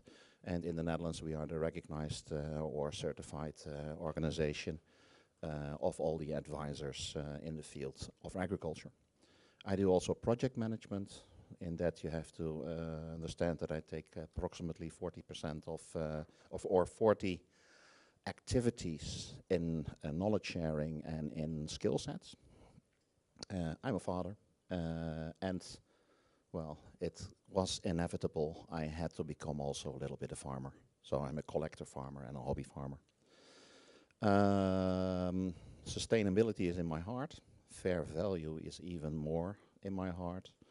And that will come back later as well. And I try to be a systemic thinker. And what is this VAB? VAB. Vereniging Agrarische Bedrijfsadviseurs, or the Association of Agricultural Business Advisors. Well, it's the primary Dutch farm advisory network. It's an association, non-profit and NGO. And it has become the umbrella organization in the Netherlands because in the Netherlands we have a full 100% private advisory landscape and we have 650 members. We are also the broker of knowledge and skills. We have our own activities. We connect to other suppliers of knowledge and skills. And we are doing also there the quality control on the trainings and the workshops and the educations that they bring, as well as the permanent education, the lifelong learning of our advisors. We are the AKIS co-coordination partner. We hold the BAS register, which is the business advisory system in the Netherlands. And like Leo was telling, in Estonia you have this certification. We also have this certification which ends up in an oral exam in which you indeed have to prove that you're a real good advisor and have a certain specialty. In this whole thing we are trying to restore also the knowledge flow, the connection between science and practice, because in a privatized landscape, yeah, the danger is that these two are parting. So we're building bridges, and the growing awareness between public and private, we try to stimulate understanding of that, because it comes with pros and cons. So it has benefits, but it also has negative sides. And we really try to stimulate integrity at advisors. So I was first asked by Miriam to specify 3 very different topics. And I'm really not good in just throwing 3 various topics all over you. I wanted to have a storyline. I tried to put the storyline in what and how. How did we get here? If you know your history, then you know your present, and then you can take a course to the future. Which means also involving becoming an advisor. What does it include? General, renewal, is of course the generational renewal is of course like the topic of today, which includes surprisingly also gender equality. We haven't heard it today, but it includes it. Furthermore, integration in the whole system is very important, and it's all in the game. It's a surprise. You will see it later. How did we get here? Long time ago, 200 years ago, we saw the age of industrialization coming to us, and that meant that also farmers, but a lot of professions as well, went from craftsmanship to mechanization. This included a lot of machinery. And then the question to you all is, does that makes farming easier or more complex? Answer it for yourself. This production-driven that we saw beautifully in this farmer that we saw before the break means cost efficiency. But does it really mean cost efficiency? Because I have been schooled in economics, and I know that one rule is that a product that is overproduced loses its value. Keep that in mind. But more and powerful machines, the scientific knowledge that goes along with it, the scale enlargement, cooperation between farmers to share this knowledge, market instructions, economy. Does that make farming all easier? Well, we know the answers because we are advisors. We are supporting the farmers, and mainly also in this kind of things. Farming is also not just farming. It's also entrepreneurship. Basically, you know your soil, you know your livestock, but you also have to start understanding about what to do with what I produce. How does it go onto the market? So it's a very, very complex profession being a farmer. That's why we advisors are so necessary in this field. Sustainability, fair value, is something that will really arrive in the next decades. In the Netherlands, it is fully awareness now that we did something great and it backfired, partly. Because feeding 25% of Europe is, of course, a great thing, but there are some next effects, side effects, that are coming along, and we have to get aware of these kind of things. Also as being advisors, because otherwise we will miss the boat, as we call it in the Netherlands.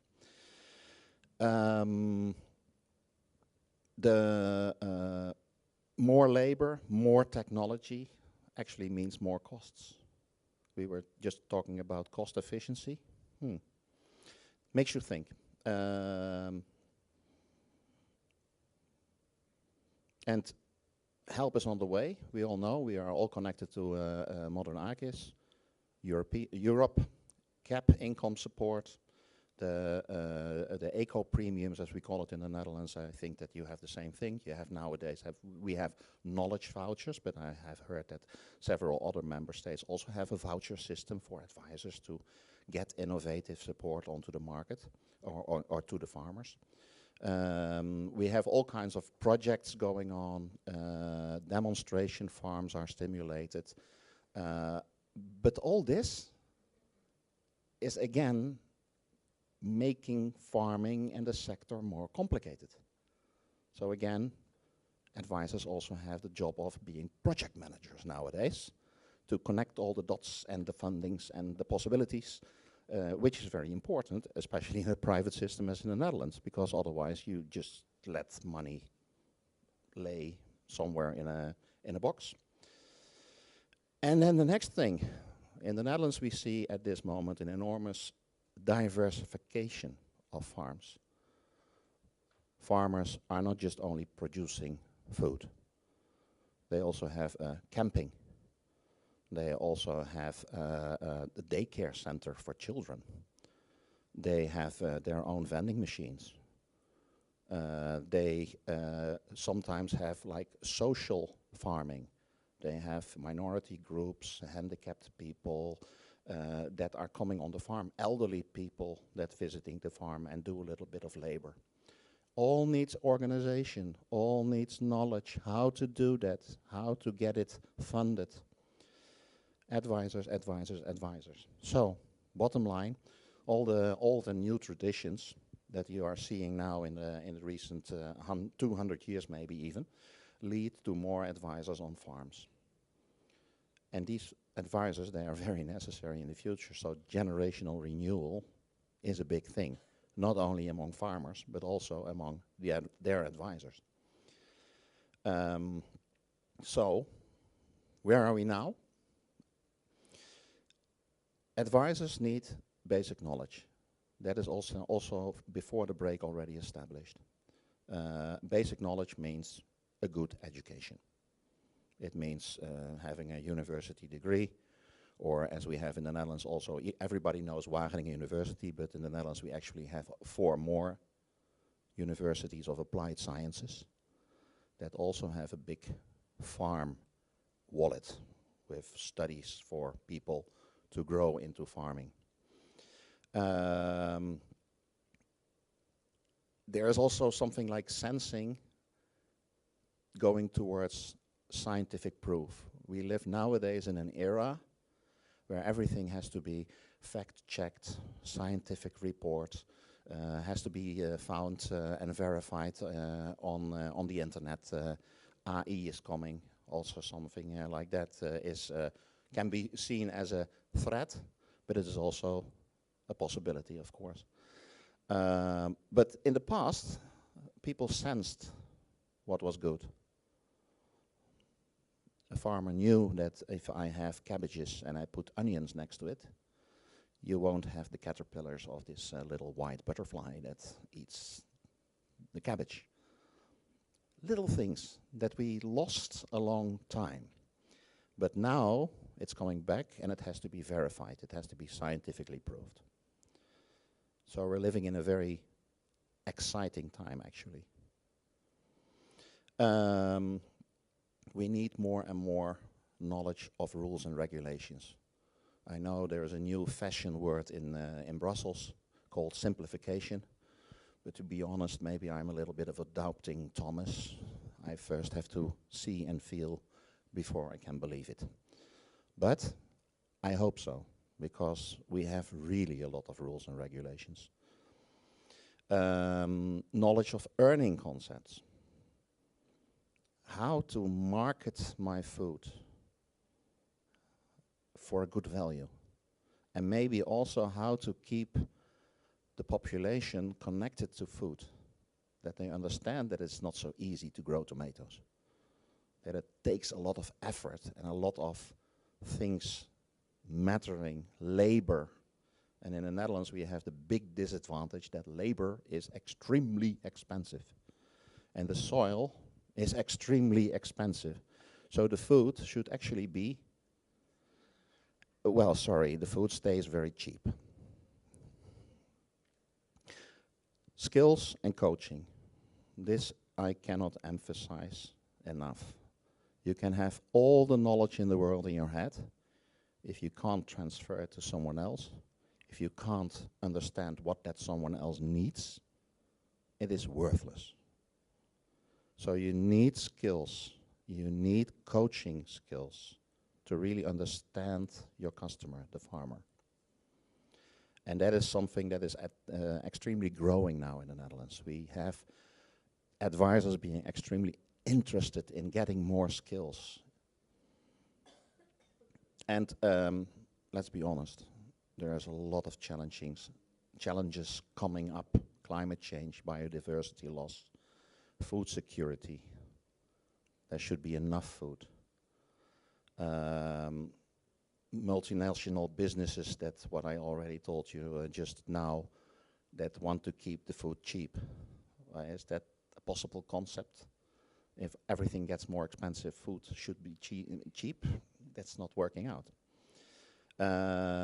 Civilians are completely different persons than consumers. Civilians know exactly what's the best way of sustainable farming.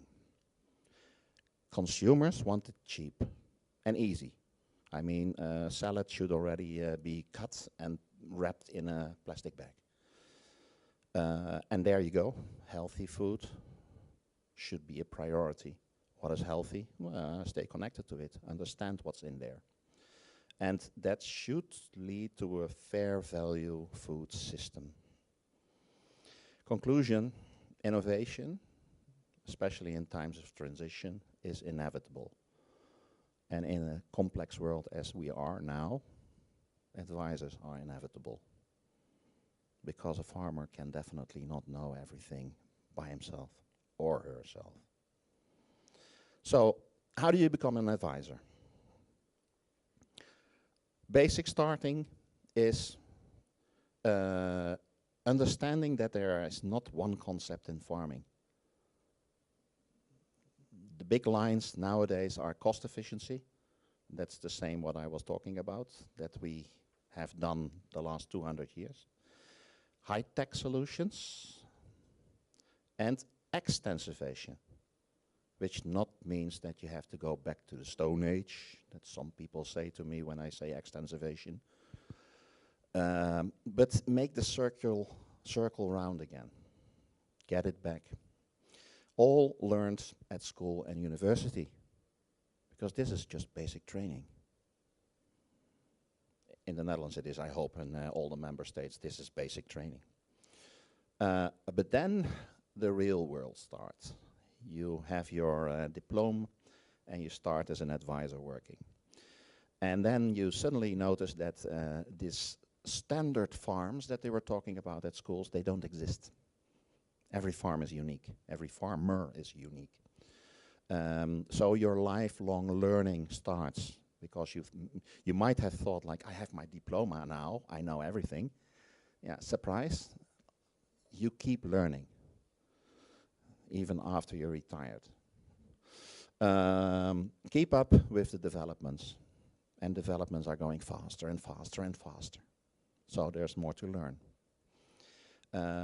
Building skills, what I told you, coaching skills, understanding how to transfer your knowledge in the best way, understanding what the farmer needs. And then determining what you want to know and what you do not know. Sanna was a specialist. I'm afraid that my questions that I asked her was especially about, yeah, how do you keep in the network, even when there's topics that you have nothing with, you still want to be in the network. So building that network is extremely important to connect the dots. And I was just talking to Leo, and we agreed fully on the fact that the generalist advisor is a little bit of a dying out race. Everybody wants to be a specialist. But the generalists, they connect the dots, and they should maybe assemble a team of specialists around them to really make things going in transition of a farm. Shaping in practice. An advisor starts in the first year busy with all kinds of things that he or she gets in the market with farm contact, but also by connecting to senior advisors. I just heard that there was a mentorship. It's extremely important to have a mentor that helps you grow. But don't lose connection to the ones around you that are young, because they have a very special energy. We can both learn from one another. This mentor also learns from the young professionals. And ask yourself, am I a generalist or am I a specialist? And then the question is, in what kind of field do I work? Am I a public advisor? Am I an impartial advisor, privately? Or am I a partial commercial advisor? Do I sell a product? And don't forget, you get on the farm, and there you are not the only advisor. I heard the farmer just say that he had 4 in different fields, and I'm a little bit curious now whether when 2 of these advisors, one says yes and the other one says no, who's going to make the decision and what's the right one? In normal business, a CEO has a management team. And when you have a monthly management team meeting, there is consensus. And if there is 2 managers that are disagreeing on something, then you send them out and they can come back when they have consensus. But a farmer invites all the advisors one by one. So who's speaking the truth? Yes, the farmer has to choose himself or herself, and then what? So maybe we also need advisors that are like directors of the management team. Or the farmer, him or herself, is already more than enough capable to be the entrepreneur that demands this from the advisors. You see, advisory is quite complex also. Generational renewal. We have to keep up the numbers of advisors, not only farmers, but also advisors. So we have to welcome young professionals. And I was very happy to hear that Estonia really has built a very beautiful program to welcome them in, to put them into practice, to connect them to the other advisors that already have a little bit more experience. Cooperation, coordination, and co-creation are the miracle words for young professionals. They really want to cooperate with others because they know very well that this makes them grow in experience. Coordination, some choose to do it themselves, but others say, I want to have a mentor doing that. I want to follow a program. And co-creation is very important because you're not the only advisor we just discovered. You have to do with all kinds of fields of expertise at farm level. And if you really want to support the farmer, you are in connection with all these other advisors. You understand what they're also talking about. Then, modernAKIS. We are all part of it. Sounds like a very promising plan to stick together, to stimulate this cooperation, coordination, and co-creation, to create a level playing field in all the member states, maybe to have one central program. I don't know. Can be a solution. It can be also an example. Create a level playing field also between public and impartial, private. Don't fight among each other. I don't want to hear like, oh, you're wrong, or no, I'm right. It's the same thing. And connect young professionals in these programs. And that is especially challenging in a private landscape, because then your boss decides whether you're allowed to go or not. And I just heard that this beautiful program costs money, and then I know how a lot of bosses will react. Take advisors to the next level. Leo and me and Peter Paré worked on I2Connect. I still believe that I2Connect could be a really beautiful system, showing the whole of Europe these are the advisors with their specialties, with their certifications, their branch knowledge, their where they come from. Just to give a certain trust when a farmer seeks a new advisor. Because then you can just invite someone and make it see whether it's okay or not. And that most of the time trust grows. It needs years to really land on a farm level. But if you have a system that already makes quality assurance, divides commerce from private or public advisory, it helps the farmer to seek a new advisor when necessary. Lifelong learning. my question was, how do you certify education? Our organization now in the Netherlands has the obligation to certify permanent education points to education for advisors. So there can be all kinds of organizations varying from Wageningen University to a hobby club that creates a workshop. If they want to be permanent education points to advisors, they have to go along our OA commission, and they look at what their educational targets are, and they will say, okay, then it is one permanent education point in entrepreneurship, and it is one PE point in nature inclusive farming. They are diversifying the whole PE structure, and advisors, they need this permanent education to stay certified. So it's circular. One enforces the other. And I see SECRA is doing a little bit the same thing. Wouldn't it be fantastic if SECRA eventually is going to lead this in Europe?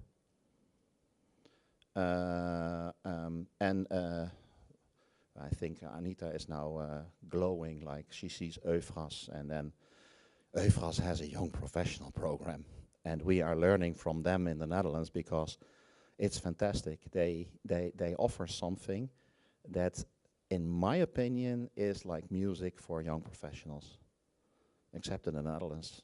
Sorry, Anita, the price is too high. Because when a private advisor is going on an education, it means that the boss is losing money, because in the same time the advisor could go to a customer and make money. So it's double. That's sensitive, but we are growing, we are learning, we are looking whether the best solutions are the best solutions. And in the Netherlands we also have a program, and it actually it started already in 2001. The association VAB, we had a plan to make an AB certification. It's a little bit, it is a title that comes after your name. You know, you have professor, doctor, it's all master of science, is all in front of your name. And then you have certain titles that come after your name. I'm a buck, sounds like nothing. But AB certification means agricultural business advisor.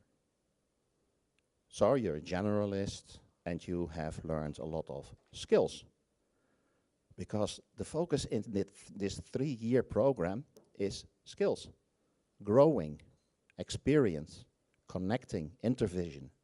It's, as I said, it is a 3-year program, and it starts, it has 2 trainers and an assessment committee. They are watching over a group of maximum of 10 people. They are going to form a very close group, and they are all, most of the time, young advisors that are seeking direction.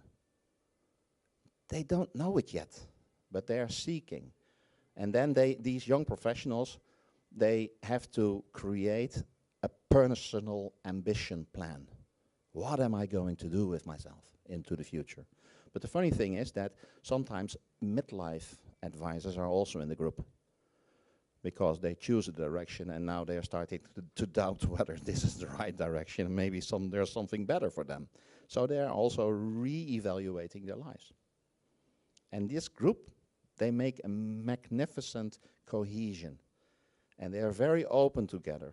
Of course, it is a safe environment because these trainers make it a close group. And then after 2 sessions in the first year, they finish with writing a personal ambitional plan that they're also going to comply into their lives and into their works.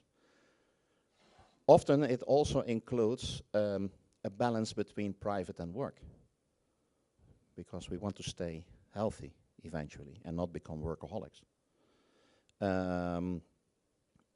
You see the program day 1, getting to know one another, forming a group, and this group forming is very important to become also intervisionists. sharing this in this personal group as becoming friends. And after the second trainer, after the second ambition day, as we call it, when the first concept personal ambition plan is written, is going to, I have the honor to then look at the pup and make it completely anonymous. And then the second trainer is going to read whether this is ambitious enough. And is the plan also made smart? Do we know SMART? Yes? Oh, I see a lot of nodding. So it means specific.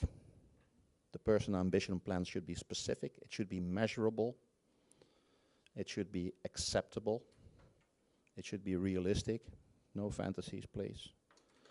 And it should have a time frame. When am I going to do which step in the process? And that, if the personal ambition plan eventually is okay by the assessment committee, then the person gets provisionally the AB title. But of course, the personal ambition plan has to be followed first. It has to be starting to work. And that happens in the next 3 years. Give them the time.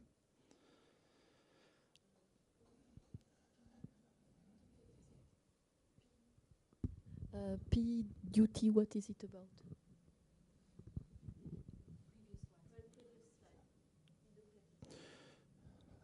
The PE duty, yeah, that's a very good one. It's permanent education. It's the lifelong learning set into points.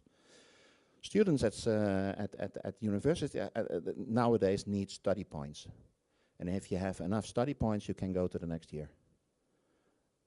Advisors in the Netherlands need 20 permanent education points to stay certified. And in Estonia, I just learned it is 24. Yes, and 1 PE point is 1 hour. And I believe that in Austria it is 30, so it varies a little bit. And it is also in the Netherlands we made it very complicated because these 20 PE points should be on the certification that you are in. So if you're a specialist in precision farming, out of the 20 points you need 6 points straight in precision farming. In the Netherlands we like to complicate the hell out of everything, so. But your answer is clear. Permanent education is lifelong, and everywhere where you see PE, it's permanent education. And they become aware of this in this process.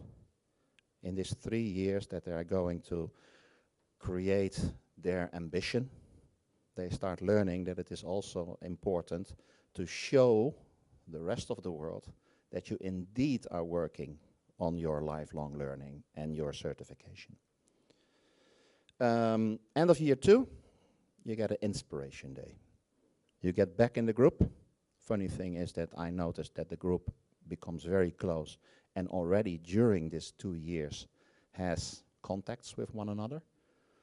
And then centrally, inspiration day coming back. First they have to make a first intervention. They are going to make first intervention together, again with the trainer. That is a really coaching skilled advisor in agriculture, like a psychologist, really hangs over everything. And year 3, again, inspiration day. Before that you have to also again make a progress report. Am I really finishing my ambition? Am I really going there where I said I want to be? Or am I going to go into a completely different direction? We have had advisors that went into our certification program and along the way decided like, yeah, but I don't want to be an advisor, I want to be a farmer. So it's possible, but it is great to see that someone becomes aware thanks to this program and makes possibly the best choice for himself or herself. So they see the value of long life learning. We just established that, and they really become a close group. And remember, in the Netherlands, most of the time they're not working for the same organization. They can even be working as competitors, and yet they are friends. How beautiful is that? At this moment, we are working also to a new title, AC title, that is Agri Coach. They are really going into the coaching, supporting the farmer, not by telling the farmer what to do, but whether he knows himself already the solution. Get in the head and guide, support. And as I promised, gender equality also has a very important role to play in the generational renewal of advisors. In the Netherlands, we discovered, when I started working for VAB, it's now about 12 years ago, there was 3% women among our members. And when I looked at the universities of applied scientists and Wageningen University, in the agricultural branches of the studies, there was like 50% women in the classroom. They were getting higher grades on average, and they went faster through the whole process. They finished after 5-6 years, where some boys were still playing with toys and did it in 7 or 8 years. It's still a man-dominated world, but at this moment in time we have 20% women among our members. So we're moving slowly in the right direction. So Marlene is not confident in the 20%, but no, it's still not much, but I have female advisors that are going to a farmer for the first time, and then the farmer said, like, shall I wait for your colleague? Yeah, it's a very traditional market we are working in, and maybe also a very conventional. So the last remark, I just posted it, it's still there. There is still this prejudice of not being taken serious when you as a female come on a farm and say, I'm going to advise you. So, yes, it's still a man's world. But we know all the song, how it follows. But what I'm a little bit afraid of is that I see nowadays a lot of companies and organizations go like, yeah, but we have, like in the Netherlands, we have 50% of females now in parliament. And then I can point out some female politicians, and I go like, well, they behave very much like men. It's not about just the person, it's about how they behave. Masculine and feminine values. There is the unbalance in the world. And will this transition and innovation, these words, transition, innovation, they are feminine processes. Conventionalism, no, still not out. Being conservative, just another direction, but you get my drift. Being conservative is male. It's a masculine trait. Keep everything how it was. It's safe. It's good. It's protective. So, but females don't like to be on the podium. But they pull on the strings behind the podium. And remember that. I think that it is very important that especially the male population of this planet starts understanding that what is happening behind the podium is equally important than what is happening on the podium. And that awareness is maybe more important than the number of females in the parliament. And then we said we have to do also something with this, and we created a workshop, a masterclass. And it's called Stratego for Women. This masterclass is given by Elisa de Groot. She is the founding member of In Touch. And they are explaining the whole process between masculine and feminine values in this masterclass, showing that how these forces in this playing field are working and how you can position yourself in a strategic way without losing your identity to make progress. And it is a really intense training, especially for women, but there are sometimes men on board, and it is allowed. It works a little bit with the archetypes, and Elisa is working with goddesses and gods, because in Greek mythology, they already were working in the gods and the goddesses as being very masculine, like Mars. We all know Mars. And we also know Venus. So it helps classifying masculine and feminine values. And it also helps to see how the interactions between certain gods and goddesses work.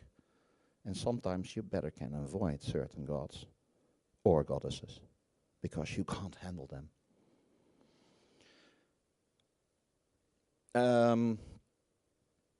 Yes, when you know these roles, these values, you can start understanding the playing field that you're in. For example, your organization. But it can also be the farmer that you're going to. That is also a playing field. And then you have to think out front, what am I going to put forward and what am I going to slow down a little bit without losing who you are. And that is learning the rules of the game. And this, yeah, I can tell it, I can't do it. Elisa is really like the specialist in it. And In Touch, by the way, also works cross-border because they also have bilingual other trainers. So they are really looking at how to help the world, if necessary. The plans of action, control of bias. And believe me, we all are very biased. We all have our prejudices. But you have to control them. You can have them, but you have to control them in certain playing fields. Focus on vision and the values. And that can be sometimes a bridge to connect, because you both have the same dot on the horizon where you want to move to. The right mix of natural values, and natural becomes a very big in capitals. I should have put it here, because nature is in balance. When nature spins out of balance, a new balance will come from it, and it will return to basis. It is really a great workshop. We have done it now, I think, 3 times over the last 4 years. And everyone there is, most of the time, we have this grading system of 1 to 10. The average is an 8.4. So the participants are really enthusiastic in dealing with this workshop. How is it, Hanna?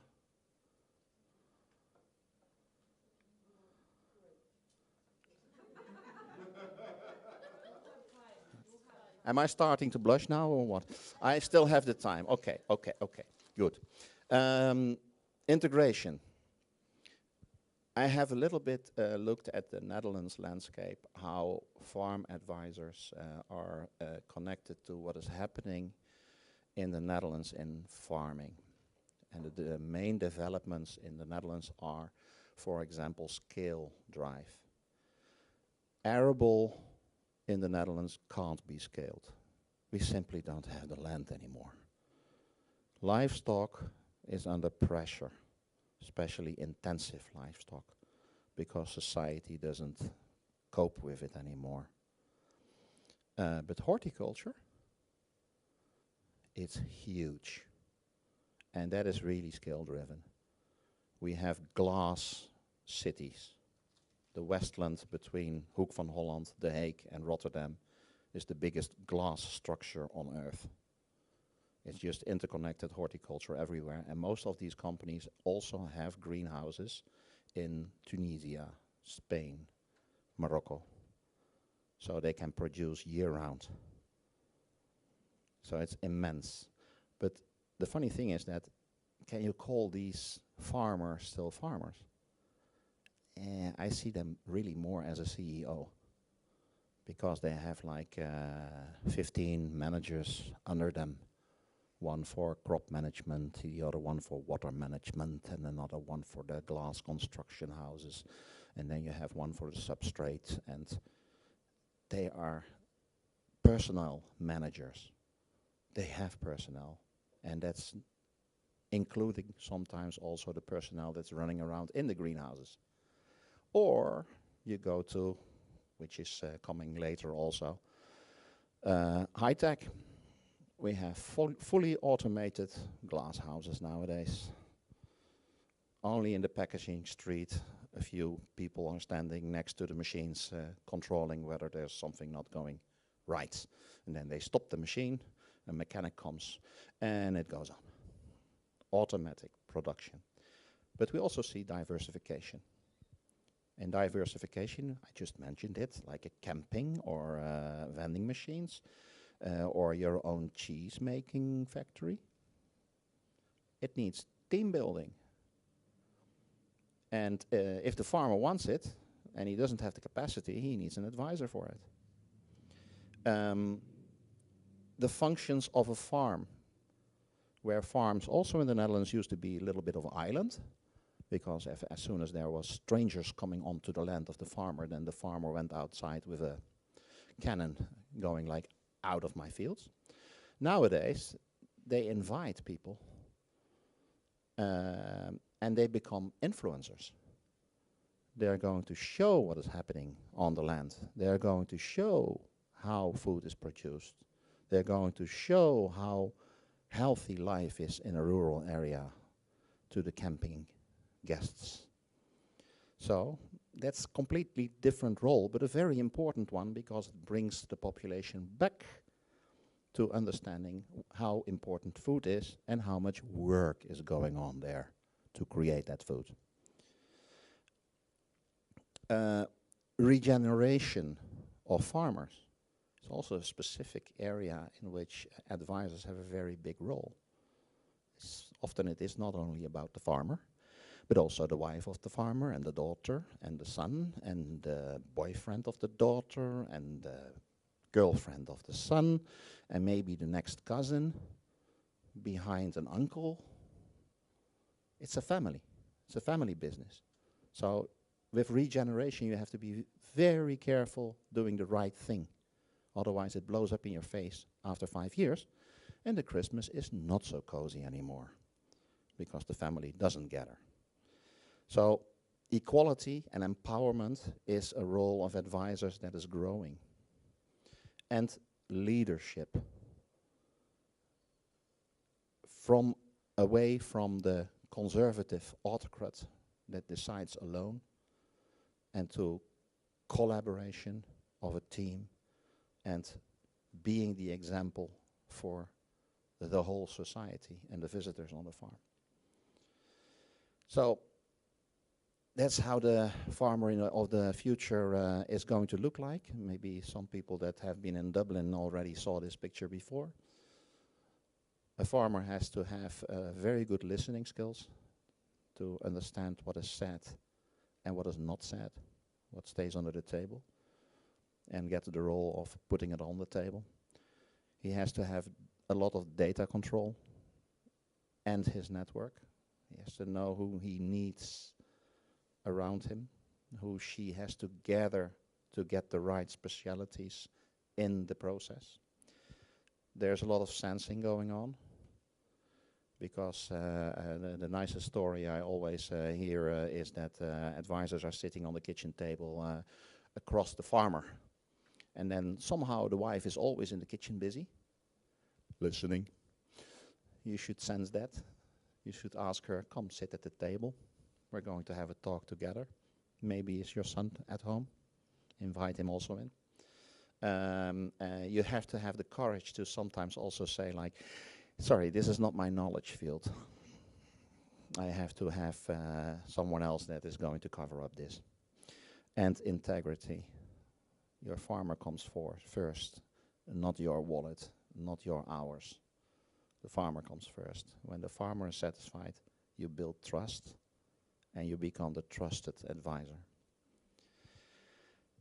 Then, Miriam, you asked me about a game, table talk. It's a very nice game. I'm going to show it to you, but I want to have a warning out front. It is a very specific game, but specific games can be developed into specific games for other uses. This game is developed between 2020 and 2022 in a project that was all about improving the succession in especially dairy farms.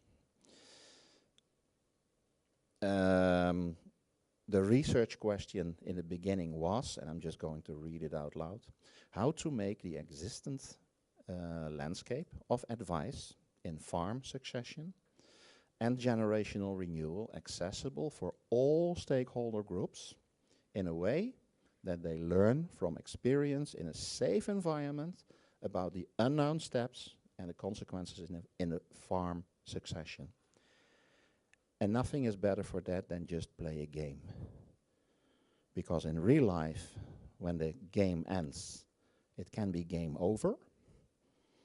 But in a board game, you can shake hands and you go on and you learn something from one another. But this is a picture how they developed it in the Van Hal Larenstein University of Applied Sciences.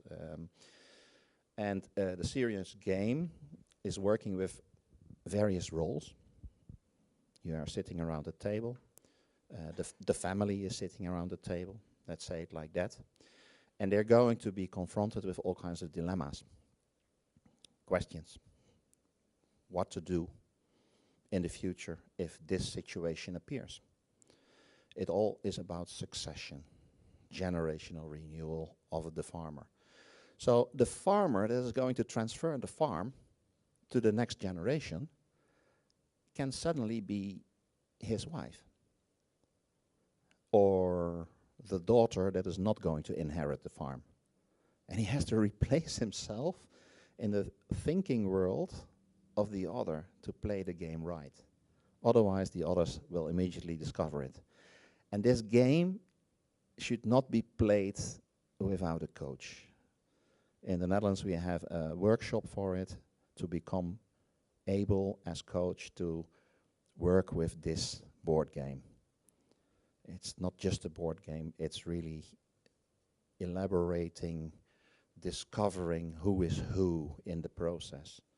And if that is not done in a safe situation, then it can also blow up in your face. So these are the roles: father, mother, son, daughter, partner of the son, partner of the sister, partner of the daughter should be standing there. God, I made a typo. And a loyal employee. In the Netherlands, we also see sometimes that an employee that is already working very, very, very long on the farm, somewhere in his head got the idea like, maybe I'm going to inherit the farm. Hoping, trusting, doing his best.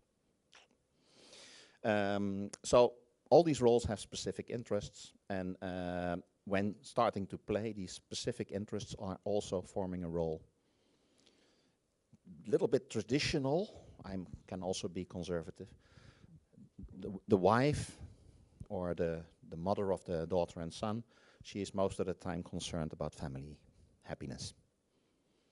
While, for example, the son is very important continuity because he is going to inherit the farm, so he wants to have continuity. And the farmer himself is financial. It should be running well and get enough money back to invest in new things. So all these kind of interest fields are in the game. And the dilemmas, I just will post an example of one of the dilemmas. You have a dairy farm, there's a succession coming, at least we've been talking about that for years and years, and now suddenly the land of the neighbor is for sale. In the Netherlands, lands is for sale. Everyone jumps on it, you know it. A wonderful chance to expand your business. The question, however, the intended successor recently is not making clear whether he wants to succeed. He's busy with all kinds of other things. And he had this kind of periods before, or she had this kind of periods before. And then this dilemma is guided in the game with 3 choices, and everybody around the table is going to put a choice. A, as long as there is no clear will to take over the farm, such large purchase is a liability. So let's not do it. That's A. And then B, let's take the risk. It is good for the value of the company and the continuity. So these things are just too important to let go. And C, the chance of getting land in the Netherlands, that is a one-time life experience. And then also the land of the neighbor, how easy do you want to get it? So the successor will be confronted with an ultimatum, whether he is going to be clear about his intentions in the succession. Otherwise, we are going to make other decisions. So you see, this is a big dilemma, and everybody is going to chip in their answer. And from this answer, you will see whether there is consensus or there is disagreement. And then the talk is going on the table, what is going to happen. And there should be consensus, because if there is no consensus, you know it will blow up in your face in 3 or 5 years. So, I hope it gives a little bit of an impression of how the game is developed, but it can also be developed for arable. Just different questions. Horticulture, different questions, and a whole different perspective. Because as I already told, most of the horticultural are entrepreneurs, they are CEOs. And why not make a game for advisors, helping them in generational renewal? So table talk can be developed in all kinds of directions. At this moment, they are researching already whether they go from dairy farming also to other sectors in the Netherlands. Put more dilemmas in it, put more roles in it. Develop, develop, develop. It's a start. This I let go to the talking jars and also leave some time for questions, I think. Talking jars, everybody is going to get a copy of it, or the home audience will get it by email. It's a very low threshold way of ice-breaking talks on the kitchen table with your farmer. But it can also be a very nice opening role of having a discussion with your junior advisor, your young professional, as a mentor. You can use this kind of questions to proceed in going a little bit deeper than the shallow conversations that you might have before. Whoa, this I can't read.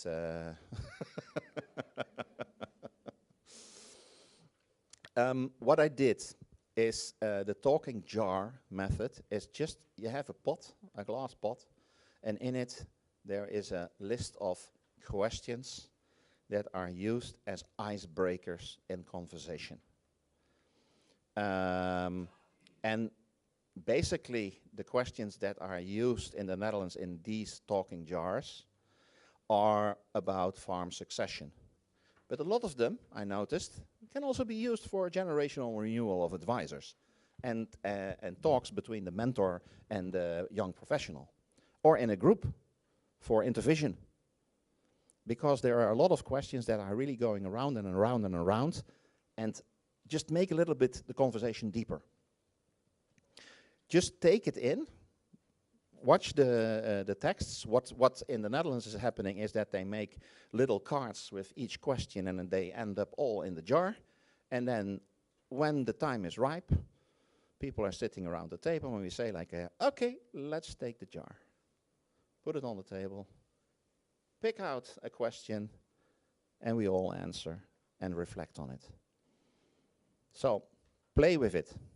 This is also developed in this succession generational renewal project that we saw from 2020 to 2024, in which 4 universities of applied scientists and about 25 advisors of the VAB were involved of developing all kinds of instruments that would help bettering succession or generational renewal. This is the end. You do not stop playing games because you grow old. You grow old when you stop playing games. Let it be a lesson. This is what happens when you stop playing games. You get gray, you get a belly.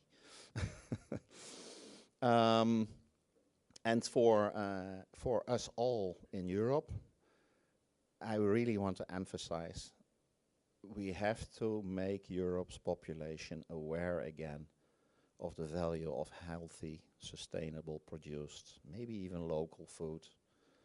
And therewith, it's innovative farmers, supported by their trusted advisors. Because if we carry them around in gratitude, who doesn't want to work in farming then? Questions?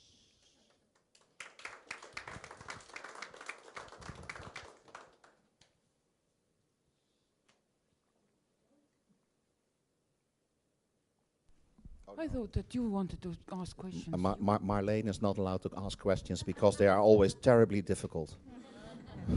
You saw that I was really triggered by your women thing, the presentation you gave. Why? Why? Because no. I'm really triggered because we see the opposite in Flanders. Actually, it's really hard finding young men coming into advisory. We don't see the problem of coming of young women because they are really interested. And my question, therefore, is because you said you have this really private advisory in the Netherlands. We also most of them are private advisors, but within non-profit organizations, which makes a difference. Private, non-profit. So at Boerenbond, it's hard to find young men, but not to find young women. Because is it because of this private, public, non-profit thing? That's the only thing I can think of, maybe. Maybe also like kind of cultural thing, probably also. But we see actually the opposite. That it's hard to find. And that is, I think it is only hopeful. But the Netherlands is often regarded as being a very tolerant nation, very progressive, but not in agriculture. Yeah. Because especially in the rural areas, there is also this, by the way, you mentioned already a few things. It is always a mixture of all the things together that leads to a certain situation.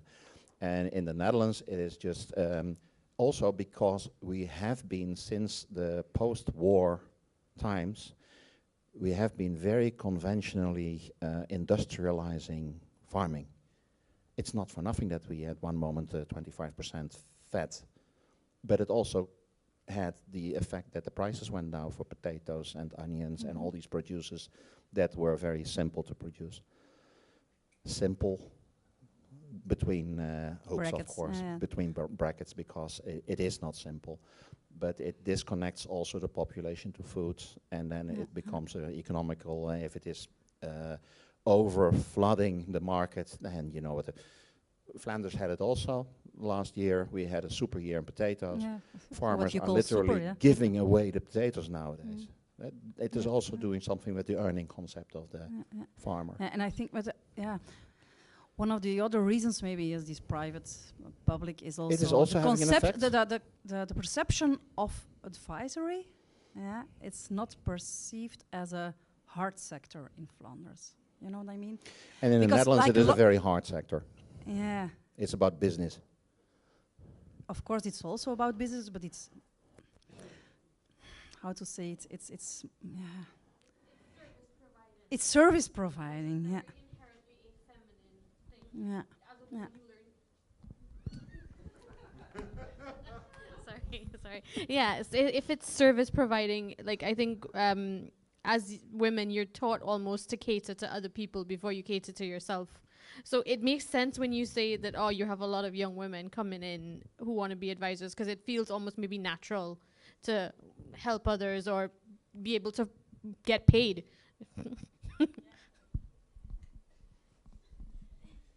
I want. And we also have a tradition of women working since World War II. I mean, and that's also a difference, I think, a bit with. Are we going into history? I know No, that one of the that's what I mean. It's the latest because countries. I saw Miriam nodding when I said it's hard to find young men, Yeah. but not young women. I saw other people, so I think In it's general, also in cultural. general, it is hard to find people wanting to work in agriculture. That's the worry that is definitely going on, I think, Europe-wide or maybe even worldwide. But that is a different question. It is also definitely culture depending whether this is going to change. That there is also, but again, not making women into men behavior. No, it should balance out the masculine and feminine values. And very important, because look around us in the world, with the Trumps and the Xis and the Putins, we are becoming a very masculine planet.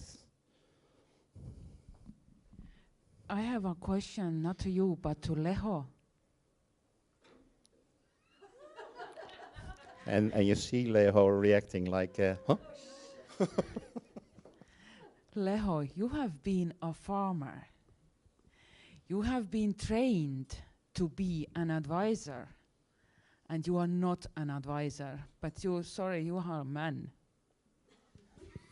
Now it's a possibility to you to say why you are not actually an advisor. I will back you up. Yeah, what I have to say now. I'm not advisor because METK hired me. But I wanted to be advisor, yeah. But my position today, it's conflicted to be advisor with this position. So maybe you should write a personal ambition plan or something. Maybe, yeah. But if METK wouldn't hired me, I would be forestry advisor, surely. Yeah. Forestry. Yeah. Sorry that we More did questions.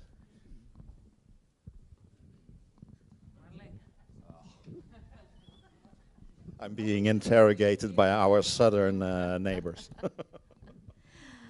A very practical question. It is about the AB certification. How do you fund it, or how the advisor pay for, and how many advisors follow this certification, and what is the way to duplicate it in other member states? Okay, so there's a series of questions. The certification started in 2001, and then every year we had a group of approximately 30 advisors, so it were 3 groups, going to finish their personal ambition plan. At that moment, it was also connected to a kind of seniorship for advisors in the bigger organizations in the Netherlands to become a senior advisor that was allowed to sign the papers. How is it funded? In the Netherlands, everything is private, so pay. It is just a process that is inside the organization of the VHB, leading to activities that have a certain price. And the price has to be paid by the advisor, and they get something back for it. It is non-profit, so the VHB is not out to take a profit, but the trainers have to be paid. and the room that we rent has to be paid, and the facilitating around it has to be paid. So, and then the growth is enormous. In recent years, we saw groups every year, 5 or 6 advisors. It's slowing down a little bit, but we are also reinventing it now with more coaching skills in it, because we noticed that that has become very important as well in advisory business or in advisory services, to be capable of coaching. So it's transforming. And the latest question of you was, how can it be transferred to other? You first have to disseminate your own home situation, what is going on in your own country, and whether such a 3-year program is fitting to the wishes of your advisors. And when that matches, well, then it's just copy-paste, but first find the right trainers. And our trainers, it is a couple of 2 trainers, but there are sideways 2 other trainers also as like reserves, standing there. If one gets ill, then the other one jumps in. And they take turns. One is leading a group, and the other one is the one that is saying whether the personal ambition plan is okay or not okay in the assessment committee, together with one of the board members of the VHB. I used to also be in that group, but with that function I had 2 caps on. I know my advisors, and when I read the stories in the pub, I immediately can know that is that person and that is that person, and then at that moment your ability to have an integer choice whether to say okay or not okay is influenced, and that we don't want. We want to have a fully independent, impartial judgment on the personal ambition plan itself, not the person. So only the plan. So I step back, and only when the 2 seated in the assessment committee disagree with one another, I come along. It's the final decision maker. Marlene. Yes, I really like this personal ambition plan. I really do. I have some questions or a question. It's an initiative of a VHB, I understand. It was once a Lloyd's certificated title. Okay. So it was really serious business. Okay. And that was in the beginning years, I think until the year of 2007, 2008. So this, all these very big first groups, they were Lloyd's certificated AB. Okay. But what we said goodbye to Lloyd's once because their how do you call it, auditing. Mm-hmm. They had every year a few members they took out, and they were going to add these auditing afternoons were like 4,000 euro or whatever, and that was just like impossible to keep floating. Why I ask the question is because you also have advisory organizations or companies or whatever. Yep. Private, I understand, in the Netherlands, but do you also collaborate with them for this program? Or do they have some specific requirements because they are sending out their sons and daughters to this program? Well, they're employees. They're employees. I know what you mean. Do they have requirements their own? How does it work? Yeah. I'm reflecting to my own organization. We have at Boerenbond like 200 advisors.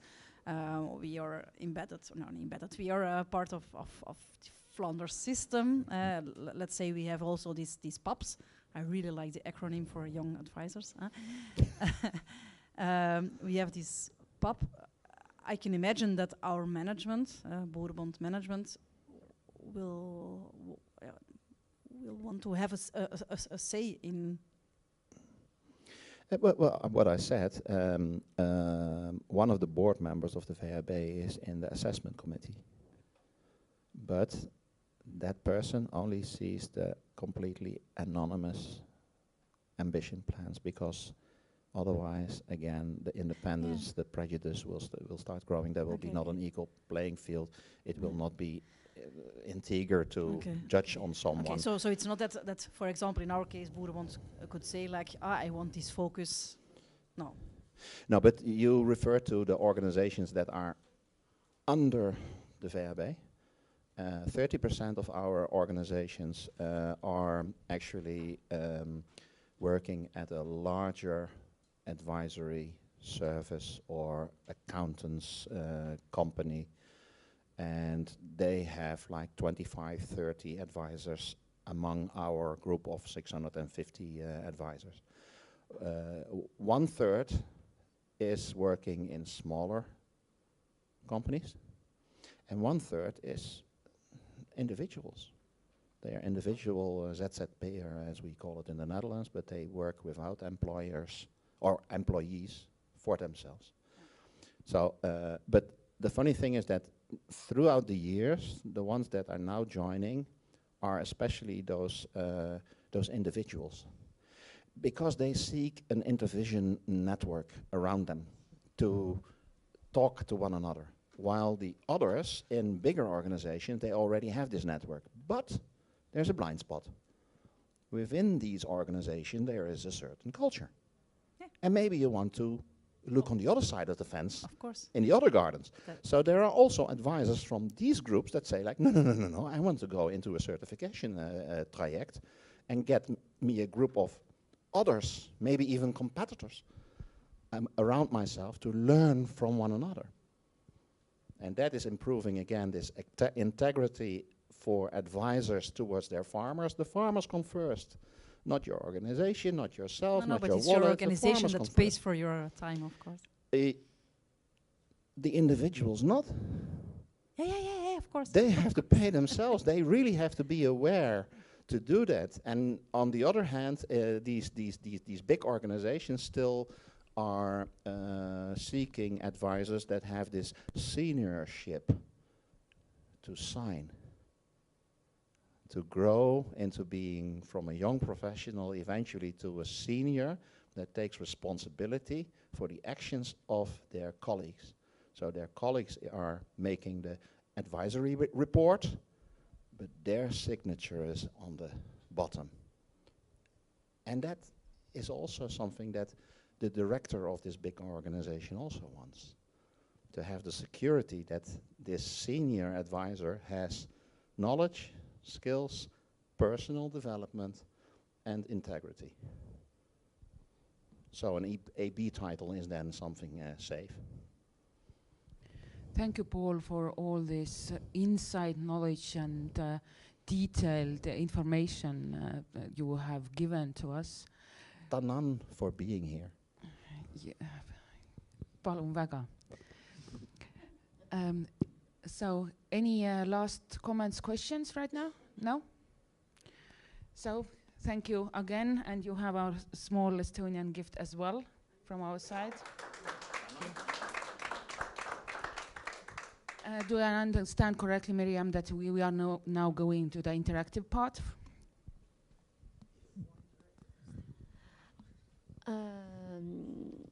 Yes, we will have the wrap-up session in a more interactive part. For the people who are online, we will say you goodbye. And now we will work together for the wrap-up session. Yeah. It is okay?